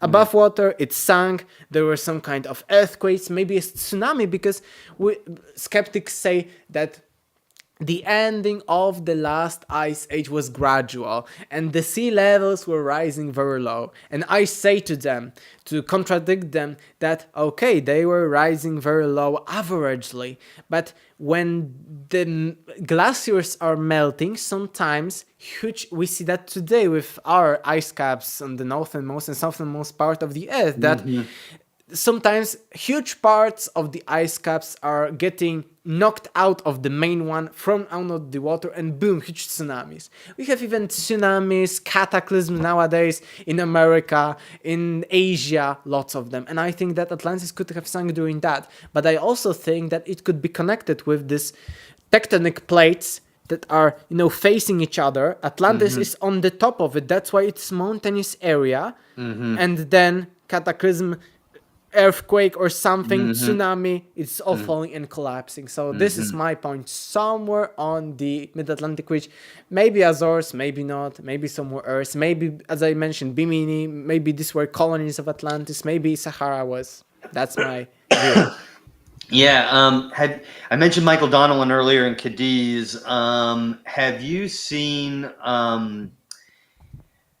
so it's hard to Brittany, can you try to find the pictures of the concentric circles at Cadiz? Michael Donnellan, please. They're quite compelling. Have you seen them? I He want only to shows check a out. segment. He only shows a segment of what appears to be Maybe that very- was a colony, just as Richard's structure, because Yeah. if it has the same rings, and we have two places actually, it's strange. Maybe Atlantis was either at these places, it can be, maybe at Cadiz, maybe at Richard, but maybe somewhere else, and these were the colonies. Throughout our history, if we were, expanding our empire and or kingdom or something, we're building things similar to our culture. So maybe they were everywhere building these concentric rings. Maybe it was meaning something to them. Maybe it was some kind of energetic technology, spiritual one. Who knows? Actually, I'm open to that. But I don't know if these ones were actually these capital cities or not, because, I don't know if Cadiz was even beneath the waters or not, because Plato is clearly stating that. And this is one of the other information that is very often, not mentioned during skeptical analysis and so forth, that Plato is telling us that during his times of the ancient Greeks, during the times of Plato, the area where Atlantis existed, people were sailing there, but it was not navigable. There was so much mud and probably some kind of, pieces of this Atlantis civilization, like woods. Like imagine nowadays our homes were submerged by water, destroyed. There would be so many trash from them floating above the water, like books, like some kind of wood pieces. Something. So Plato is telling us the same thing. So I don't know, maybe he is not telling the truth, or maybe Cadiz was at one point beneath the water. So I don't know. Yeah, it's interesting to think about, though. It's honestly my favorite thing to think about. And so I think we align very closely to our views on like what Atlantis probably could have been. But a lot of researchers, including yourself, like point to geological events. Obviously, you've heard the cataclysms, like pole shifts, coronal mass ejections, What's the other big one? Oh yeah, obviously the Younger Dryas impact hypothesis. Solar flares. Yep, solar flares. What do you like? Like based on like available, which is limited, but mounting evidence? What is your hunch? Do you have a hunch on what could have been, or maybe more than one, or? Yes. I take into account a possibility of all of them, like both some kind of polar shift, both some kind, maybe as I mentioned, natural flood, water, tsunami, something of this kind. But I think that again, we can connect ancient myths and legends from different kinds of words. And I mentioned in my book three main, like these are so huge smoking guns because these are three stories that, in my opinion, show us the ending of the last ice age, that come one from India, from Rigveda, one from the Iroquois people of North America, and one from the Scandinavian sagas. So we've got Northern Europe, Scandinavia, we have India, and we have North America, completely isolated stuff, and they are describing, in my opinion, the end of the last ice age. They are describing, for instance, in the Rigveda, there is a mention that the god Indra had his bow and had a fiery arrow full of fire, and he shot that at a huge dragon Vritra, and this dragon Vritra was kind of killed during this fiery shot, and because of that his like blood and water from it, like all of the other like lympha and so on, because he was a huge dragon, we can imagine, created a huge flood, global deluge. So I say, okay, maybe it was a fiery comet that struck dragon. I will come back to it after analyzing another one, because I will show that this dragon was the ice cap. And this fiery arrow, so comet, or maybe a solar flare too, because maybe solar flare was so intense that it was to some extent visible for people, hit this dragon, so this ice cap, and melted it, or huge parts started melting. And in Scandinavian sagas, there is a mention that clearly points that this creature that is being killed is the ice cap, a metaphor for the ice cap, because in the Scandinavian sagas, there is a mention of a great ice giant called Ymir. He is evil, and the gods are again shooting and killing him. And when they kill him, he is being melted. And from the meltwaters, from his blood, they say, but melted, again, a huge global deluge came. And then Iroquois of the North America, they say that there was a giant frog holding water. So imagine, okay, ice caps are also holding water, right? So there was this giant frog. And at one point, sun has hit it with its ray, and it evaporated, and all of the water flew out of this dead frog's body and created a global deluge. So I believe it is either a comet or any kind of comet, asteroid, planetoid, I don't know for sure, or maybe solar flare, because the Iroquois were telling clearly about the sun hitting this frog, but it hit. And if someone is throwing water, and if it is icy, I think it is a clear indication that it was a mention of something hitting the ice caps and creating global deluge. And maybe at that deluge, Atlantis sank. So this is my idea of any kind of a cataclysm during the end of the last ice age. For sure, we have 100% geological evidence that ice caps were melting. So this is true. And the rest of this story, I don't know for sure, but I see some similarities. Maybe Younger Dryas impact hypothesis, or maybe something in between. Maybe it's not 100% true. Maybe it has some grains of truth. We will see. We will see. That's what's so exciting, because I think the book's out. Like people are looking into this stuff a lot more than ever before. It's exciting times for it. So I couldn't be more excited about it. So with keeping in mind the challenges in underwater archaeology, like how do you see that playing a role in like kind of finally like putting the puzzle pieces together? Like Graham Hancock's like dove at thousands of sites, but it seems like there's not a lot of money that goes towards that, but I think more money should go towards that. If we're not using humans, we should be using robotics or something like that. And I'm just shooting from the hip here, but like technology and stuff like that for the future. Like, do you see AI playing a role in the future of this space and uncovering the past? I mean, what do you see for the future of the Atlantis myth, lost ancient civilization? I think that the more we dig, the more things we find. For instance, when the first theories came, like Erich von Däniken, I think John Anthony West, even before the fingerprints of the gods of Graham Hancock, the main skeptical thing was when they said that, oh, the Great Sphinx is much older, like 9,000 or more years ago. The pyramids are older. No way. Yes, but you know what they were? Why Being they were? sarcastic. Yes, but you know why? They had actually some kind of, rationale to think like that. And they said, skeptics, they said, no, we do not have any, because at that time we didn't have any evidence that humans were capable of building any kind of things, megaliths or smaller stuff, because we thought that, okay, they were primitive first civilization, we had no evidence. But then I think it was 1994, so the end of the previous century, when we discovered Göbekli Tepe. And the first thing even dated when it comes to when it was buried. It was like 10 to 12,000 years ago, and then even maybe older, some parts, of course, and they were, wow.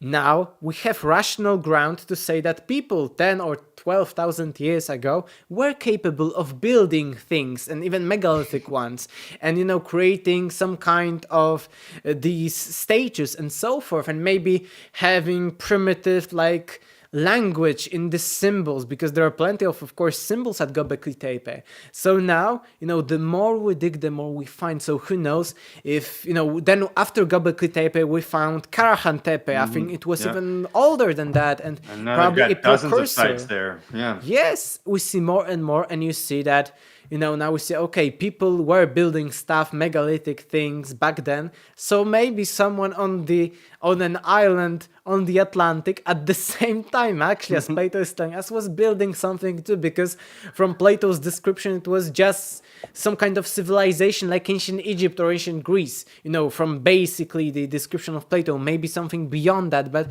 it wasn't like very, very, very advanced. So maybe we see that with more we dig, we see that the older everything gets, and that the more probable it is that something like Atlantis, according to Plato, existed. When it comes to AI and stuff, I think that AI would be helpful we've seen some like that languages that AI could help solve, maybe not 100% solve, but largely help solve. I think this is one way. The other way would be getting all, because just as we are connecting dots, let's say I need to know about Mahabharata, I need to know about this ancient text, this, and actually there are not many of them. We do not have plenty of mentions of Atlantis, like 100 or 200. We do not have plenty of mentions of this previous civilization, so I as a human being can comprehend all of that. But imagine, like the Nag Hammadi library was also large, but still scholars could handle it, because it wasn't like enormous, it was enormous to some extent, but not beyond the human scope. But I think if at one point we found so many evidence, like so many sources, like 100,000 or a million sources about Atlantis, AI could help us, find all of that. Or maybe it could also, be helpful, because I see here in Poland especially, we have cases that somewhere in the library that everyone was having access to, we found a lost text that historians were telling, no, it either haven't existed before or it was lost to time completely. And we see, no, it was there, and we found it. So I think that there are still within libraries in Europe, Egypt, anywhere, like famous ancient libraries, I think in China or in Far East, AI would be helpful if it had some scanner with it to show, we haven't, this text was there, but we didn't know about its existence. It was somewhere lost between the books. You know what I mean? So AI would be helpful for that, and I think robotics for now on are not that capable of digging for us, because they are not, there may be some clunky, and they may destroy some artifacts. You need like from all of these documentaries, you sometimes need to, have the brush, and Yeah. little by little, it's a meticulous, a very slow work. So I would, okay, I'm digging it, and it would dig and it would hit something. So I think it's not the future. But as you mentioned, I think that such studies are underpaid for sure. And, I know from, just internet and just from maybe people I know who are associated with such studies as history and anthropology, archaeology, that these are not very well paid like engineers jobs. So for sure. But also when it comes to, if we had all the money, like if you are an Elon Musk or I would, oh, you want to dig here? I will pay you. Dig. I want to know what is in this desert. Or if you want to dig, if I had like plenty of money, if you want to dig in the Sahara, in the Ushid structure, let's dig. Let's do it. We will find something. If you want to, if you're an engineer and you want, if you have an idea for some kind of technology that would be able to go into the mid-Atlantic ridge and map, we have mapped that'd be awesome. the Atlantic ridge to some extent, but show us that maybe Atlantis is there, let's do that. But people say, no, it's a fairy tale, we should, all the money is going into military, into technology also, because this is military, maybe not, but technology is useful for us. But maybe we should also care about our past, because maybe we are repeating it, and maybe we need to learn from it more and more, and maybe we should start paying to and getting more funds into projects of finding maybe not only Atlantis but lost history altogether in all kinds of places all around the world. Yeah, well, that's why that's the most important part about history, is like learning not to repeat itself, even though everyone's doing it again right now. And I just have to. I'm looking at all of you. All of you, all right. We're all doing it right now, all right. So stop that. Anyway, it's my favorite thing about history. But then my second favorite thing about history is just that it's super interesting. I mean, to me, this is the most interesting conversation you could have. That's why I have it in various ways, from various angles, with various different people on my show for fun, and occasionally shout out Screwdriver Tuning. Occasionally people send me $9.99 in the super chat. And he doesn't want a hat, so if somebody else wants to super chat and get a free hat, drop it in and email us and let us know. But any amount, by the way. But like I just feel like it's a new frontier. That's why I brought up AI in the future. What's Oleg working on in the future? Because I remember talking to you last time, and you were kind of in the process of ramping back up. You wrote your book, and then you got it published, then you translated it, then you slowed down a little bit. And so you're ramping back up, as far as I understand. What can we expect in the future, near future, and then medium term future? A lot. Now it's actually a synchronicity that you asked me to go right now on the podcast, because right now I'm also featured on many other podcasts, and I want to come back to creating like videos, content when it comes to YouTube, maybe some articles in English back, because I was mostly doing that in Polish, and right now I'm heavily, as you see here, there are plenty of books missing because I'm rereading them, taking some notes. So I'm very heavily right now doing everything. And research. Because, yes, research-wise, content-wise. So till the end of this year, there will be a lot of stuff. Maybe not the next book yet. Maybe only in Polish. Maybe not in English. But lots of stuff. I also started digging more into the news, as you mentioned. So many news that we don't have time to analyze them all. But I start and I see it all connects, and I want to promote this stuff more and to show people the connections, because these are connections also beyond history. Plenty of people are talking about only historical, archaeological part of things, but it also connects, as we discussed today, with social constructs, how the world works, how the narrative is being created, but also it is connected to lost knowledge, maybe about the universe, physics, spirituality. In my book, at the end, I connect all of the research from the physical material realm, like history, physics, and so on, with actually metaphysical one, because it is connected. And we see that within these topics we may find the best physical evidence for the non-physical ones, like idea of reincarnation, karma, maybe something like that we are more than just flesh, body, and pieces of physical meat, pieces of biology. I and how kind of it want. I kind of want to connects. just be that. I kind of hope it's just that. No, I'm just kidding. But yeah, I I just think I had a whole thought there that disappeared because I had to throw in a joke there about wanting to be a meat robot, but I don't think we are either, and I do think all this stuff overlaps. Oleg. Yes, So yes. with your work, are you planning on like exploring that side more then? Yes, yes. I would say that my ultimate thought would be to some kind connect all the dots and create a theory of everything, right? Maybe not 100% accurate, but Fucking love you, Oleg. I'm the sorry for swearing, skeleton, but the skeleton, the basis, showing yeah. how it all connects metaphysically, physically, spirituality, historically speaking. So, and I actually, in the recent episode, we were talking more about like the universal stuff, metaphysics, consciousness. So I see that it is all connected to each other, and that's why I'm, doing what I'm doing, because, this information was out there. I'm not like discovering, having some experiments right now showing you that, some neutrons or some other particles are doing things. No, what I'm doing, I'm connecting the dots that some people to some extent connected, but I'm trying, at least trying to connect it even more to show the holistic picture of that. Because when I found all of this information, I was initially shocked, but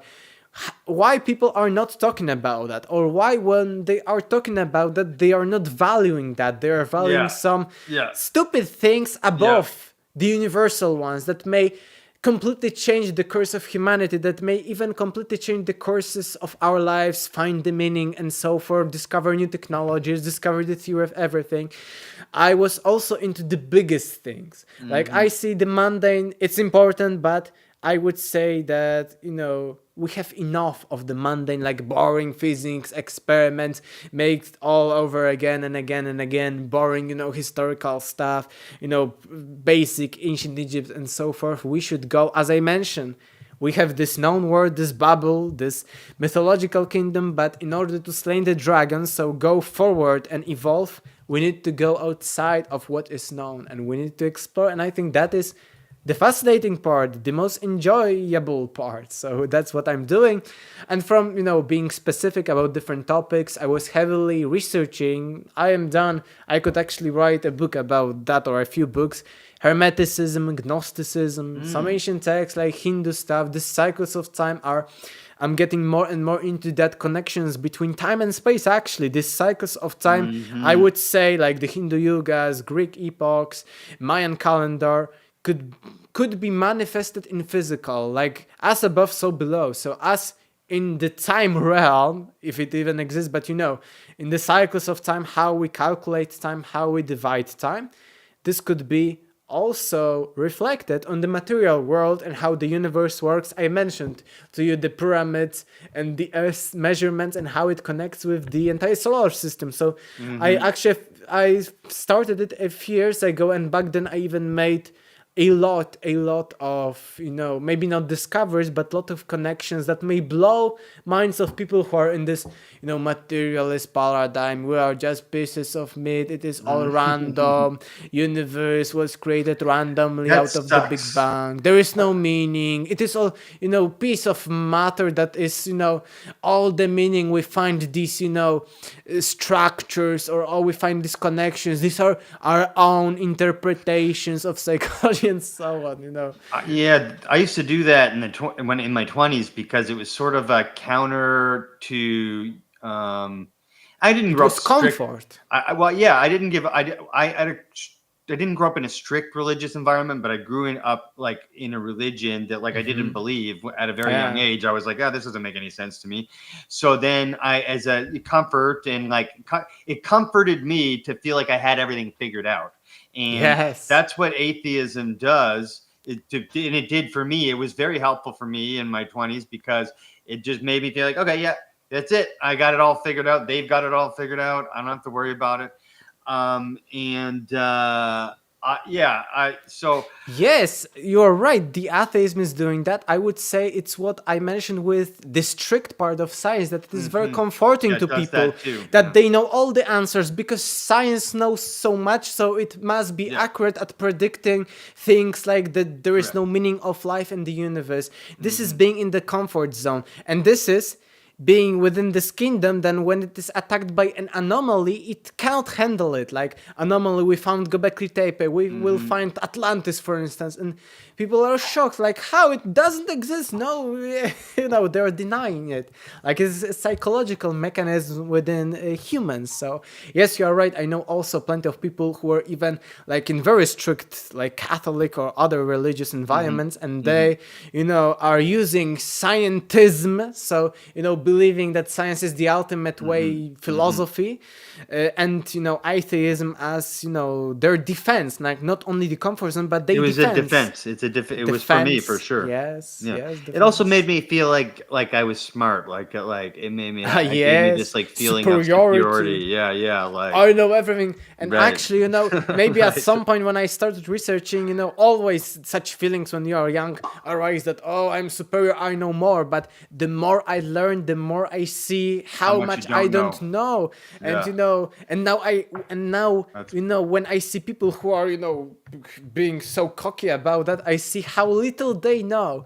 And I see, you will be at some point during your life hit with this, that all of this you thought is all about reality is just a small grain of sand on the beach. Well, in fact, to bring this conversation full circle, Plato said exactly that, which was Yes. the true wisdom is in knowing that you don't know jack shit. And now he didn't say jack shit, but he said the ancient It's a word for modern that. But version. yeah, exactly. You don't know squat, my friend, and that makes me. I like that to be that's now my new comfort. It's like knowing that I'm like this tiny little small Yes. part of like this totally magnificent thing that I'm never gonna understand. And then once and I'm not perfect at this, but like I really do try to let go of like trying to understand, like and like owning certain ideas about the ancient past and Yes. like making them part of my identity, like because like I got Baval and Shock and Hancock all back here, and I got friends of mine. This way, I love this shit.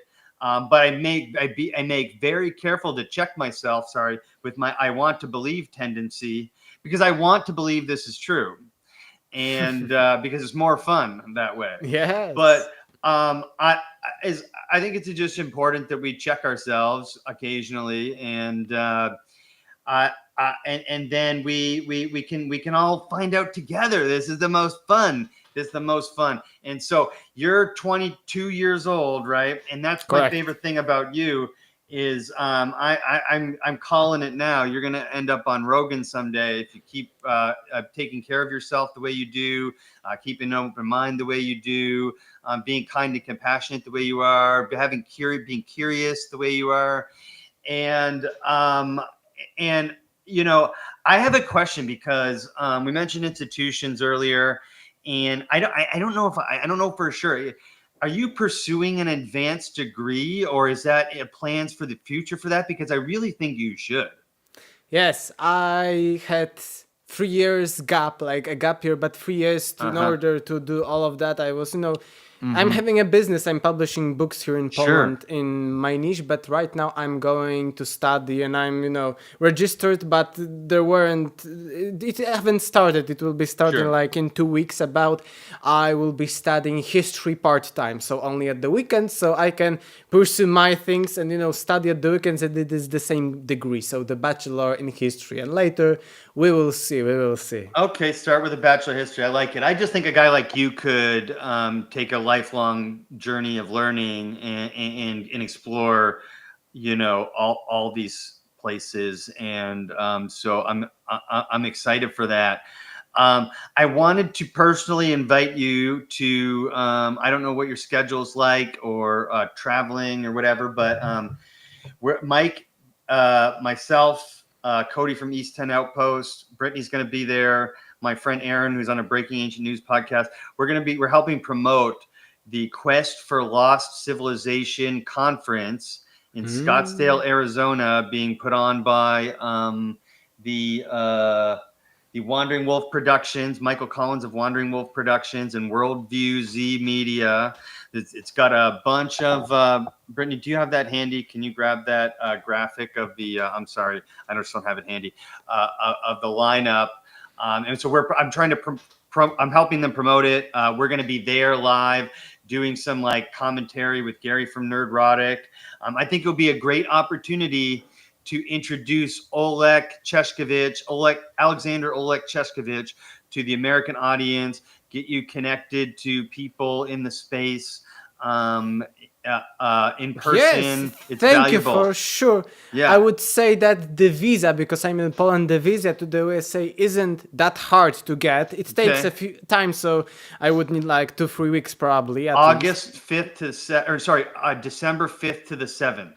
Yes, but also I would need to check because I would need a few flights, because from Poland probably to somewhere maybe in Europe, and then from Europe to probably Atlanta yes, and then so that could be a problem, expensively wise. But yes, Sure. I'm open for going abroad for that. I also, one person I was having a podcast with plenty of person, it was The Occult Rejects, that I think you helped me get onto that. So on Occult Rejects there are a few people, and Occult Tyron Rejects, yeah. on it said that I could message, I think, Howard. Sorry, I don't know. I don't forget the name for the Cosmic Summit, because he's looking for guests. So I was looking into that. So maybe, and other person even said about another expo also in this kind of matters. I'm open, but it may be expensive here from Poland, but legally wise, like having visa going there, it's not hard. So Okay. I'm open. Okay, cool. We'll talk offline about Cosmic Summit, but this one's the Quest for Ancient Civilization podcast or conference, and I'm just gonna flash the lineup quick. And I think, I get the cost. I mean, that would be an expensive flight. I don't know. I think it would be a decent investment in your Yes. in your not social. I will but need to check networking. that out. When Networking. it comes to flights, how it looks like. Yeah, because I have no idea, to be fair. But we got a couple of ancient alien legends, David H. Childress. We've already interviewed William Henry of Ancient Aliens. That drops in a week or two to promote the event. We're going to be interviewing Michael Button for a second time to promote the event. We interviewed Dan Richards. That's coming out in a few weeks to promote the event. And we're going to try to get a few more of those off the list. So get your tickets. We have Hugh Newman too. We have Hugh Newman. Oh yeah, that's super exciting. Newman. Yeah, Hugh Newman, and that's super exciting. So get your tickets at worldviewzmedia.com. If you can't make it in person, including you, Olek, join us for the live stream, because they're going to be doing a special live stream for this, where you get to watch every single event, every single speech and presentation, as well as to keep you company in between each presentation. You'll get to see Gary from Nerdrotic, myself, Cody from East 10 Outpost, Mike, my co-host Mike, and it's going to be a good time. And those live or those virtual passes, I think, are only $99. If it's not exactly $99, it's somewhere in that range. So go ahead and get your tickets now. We're only 2 months. Geez, we're only 2 months away. That's wild. But it should be a really good time. Have you ever been here? No. To Olek? America, no. No, man. We got to get you over here. If it's not this I've time, been, next however, time. to England, to the British Museum, and it's amazing, I would say. Got plenty of photos and so on. I was also at the Berlin newest museum, and the famous there's the famous Ishtar Gate, and there are lots of ancient alien stuff. And you see immediately on the display like elongated skulls, like these energetic, these jet pillars and so on. It was great too. Yeah. Look, I don't believe I'm an Occam's razor kind of guy for the most part, so I don't think it was aliens. But that's my favorite show. besides X-Files, it's the best show on TV. I don't care what anyone says. I have my own theory on ancient aliens, and we will talk somewhere about it, but not. Yeah, we'll do a different time. I'm gonna start the outro music. We'll do a little wrapping up here. I always forget which one is the outro music. Let's find out. No, that ain't it. This is it. Yeah. Chill outro music. Yeah, I always love talking to you, Oleg. That's why I love to meet you in person. Great network here. They're planning on this is the first one, and they're doing a couple more. Going to be if it's not this year, let's shoot for they're going to do an annual one in Austin, Texas. This first one's going to be in October of 2026. I'll meet you there. I'll take you to the Comedy Mothership, Joe Rogan's Comedy Mothership. Okay, that's his personal and we'll go to the ancient Quest for Ancient Civilization podcast or conference. Why do I keep calling it a podcast? And for everyone who joined us in the comments, including Screwdriver Tuning and Kuru App Craig, I never know how to say that right, my man. Also, my mom. Shout out my mom, greatest mom in the world, in the chat. Who else we got? We had Habitat for Rockhounds, Jim Fry.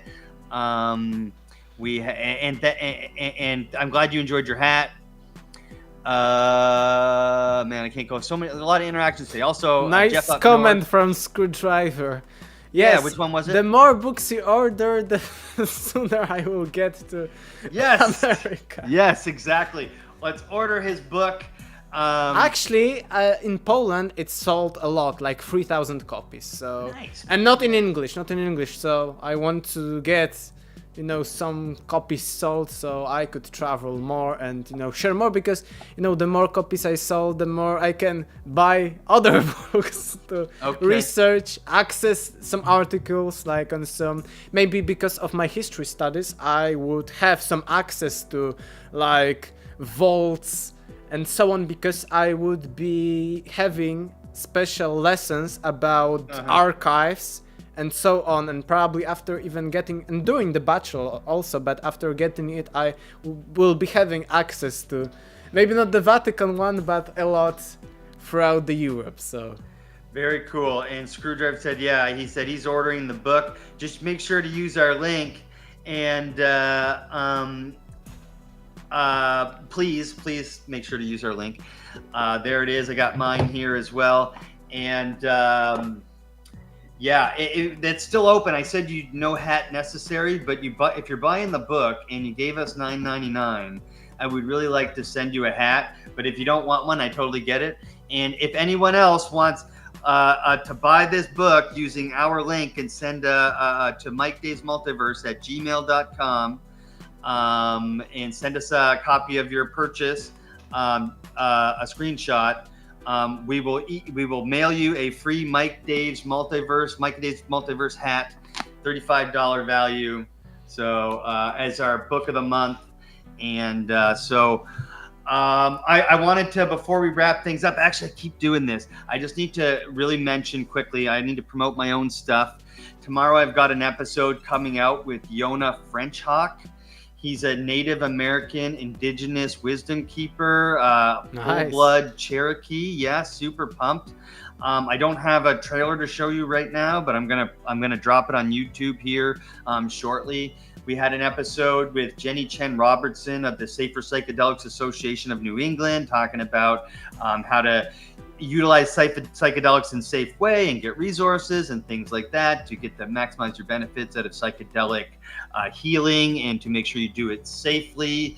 We had Dr. Elizabeth Weiss on, which was one of my favorite interviews. Brittany always laughs at me about it, but I love Dr. Elizabeth Weiss, and I really wanted to show my best to humanize her because she gets vilified in the media because of the Native American Grave Repatriation Act and her own personal take on it. It's not a political take, it's just her take. And so it's a really great interview. Please go check it out. Brittany, what else we got coming up in the next week or so? You don't know? Oh, there goes my music. I'm turning it back on. Anyway, we drop episodes every Friday, typically, and sometimes on Mondays. We used to go live streams in the evenings on Thursdays, but now things are getting busy for Mike and I, so we're just doing them as we can, as they're available. Oleg, my man, where can everyone find you? I know we're going to have it in the description. Just copy and paste my name and surname because probably you won't remember it. Aleksander Czeszkiewicz, paste.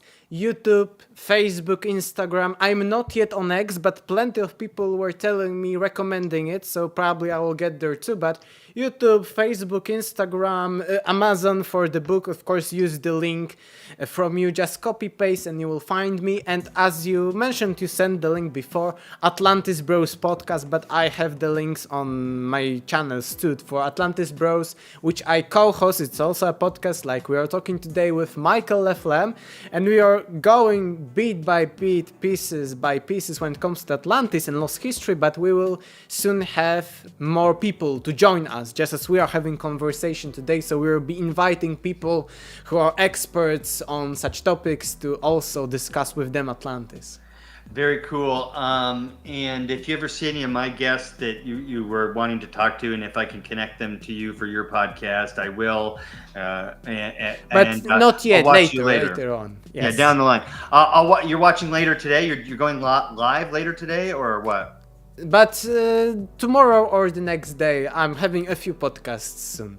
Great, awesome. Keep up the good work, man. Really excited to see what comes out. I will also share this one on my media too later. Thank you so much. I always really appreciate when all the guests do that. And then lastly, blast off to new highs with Galaxy Treats. Dive into our handcrafted Delta 8, Delta 9 THCP gummies and belts, delivering smooth, otherworldly experiences in delicious flavors. Third-party lab tested, made in the USA, and backed by over 5,000 verified reviews. Your cosmic adventure awaits. Link in the description and in the chat. Check out Galaxy Treats. Also elevate your wellness with Via Hemp. Discover plant-powered gummies and THC-free to high-strength options, blending premium American-grown hemp with botanicals for ultimate relaxation, focus, and sleep support. Lab-tested, Farm Bill compliant, and loved by over 500,000 customers. Unlock your best self. Shop now. Link in the description and the chat. Oleg, thanks for joining the multiverse. Thank you I hope to see you in the United States. It was someday a for one of great these conversation. conferences. Yes, thank you. All right, man. Take care. We'll talk to you again soon. Bye-bye.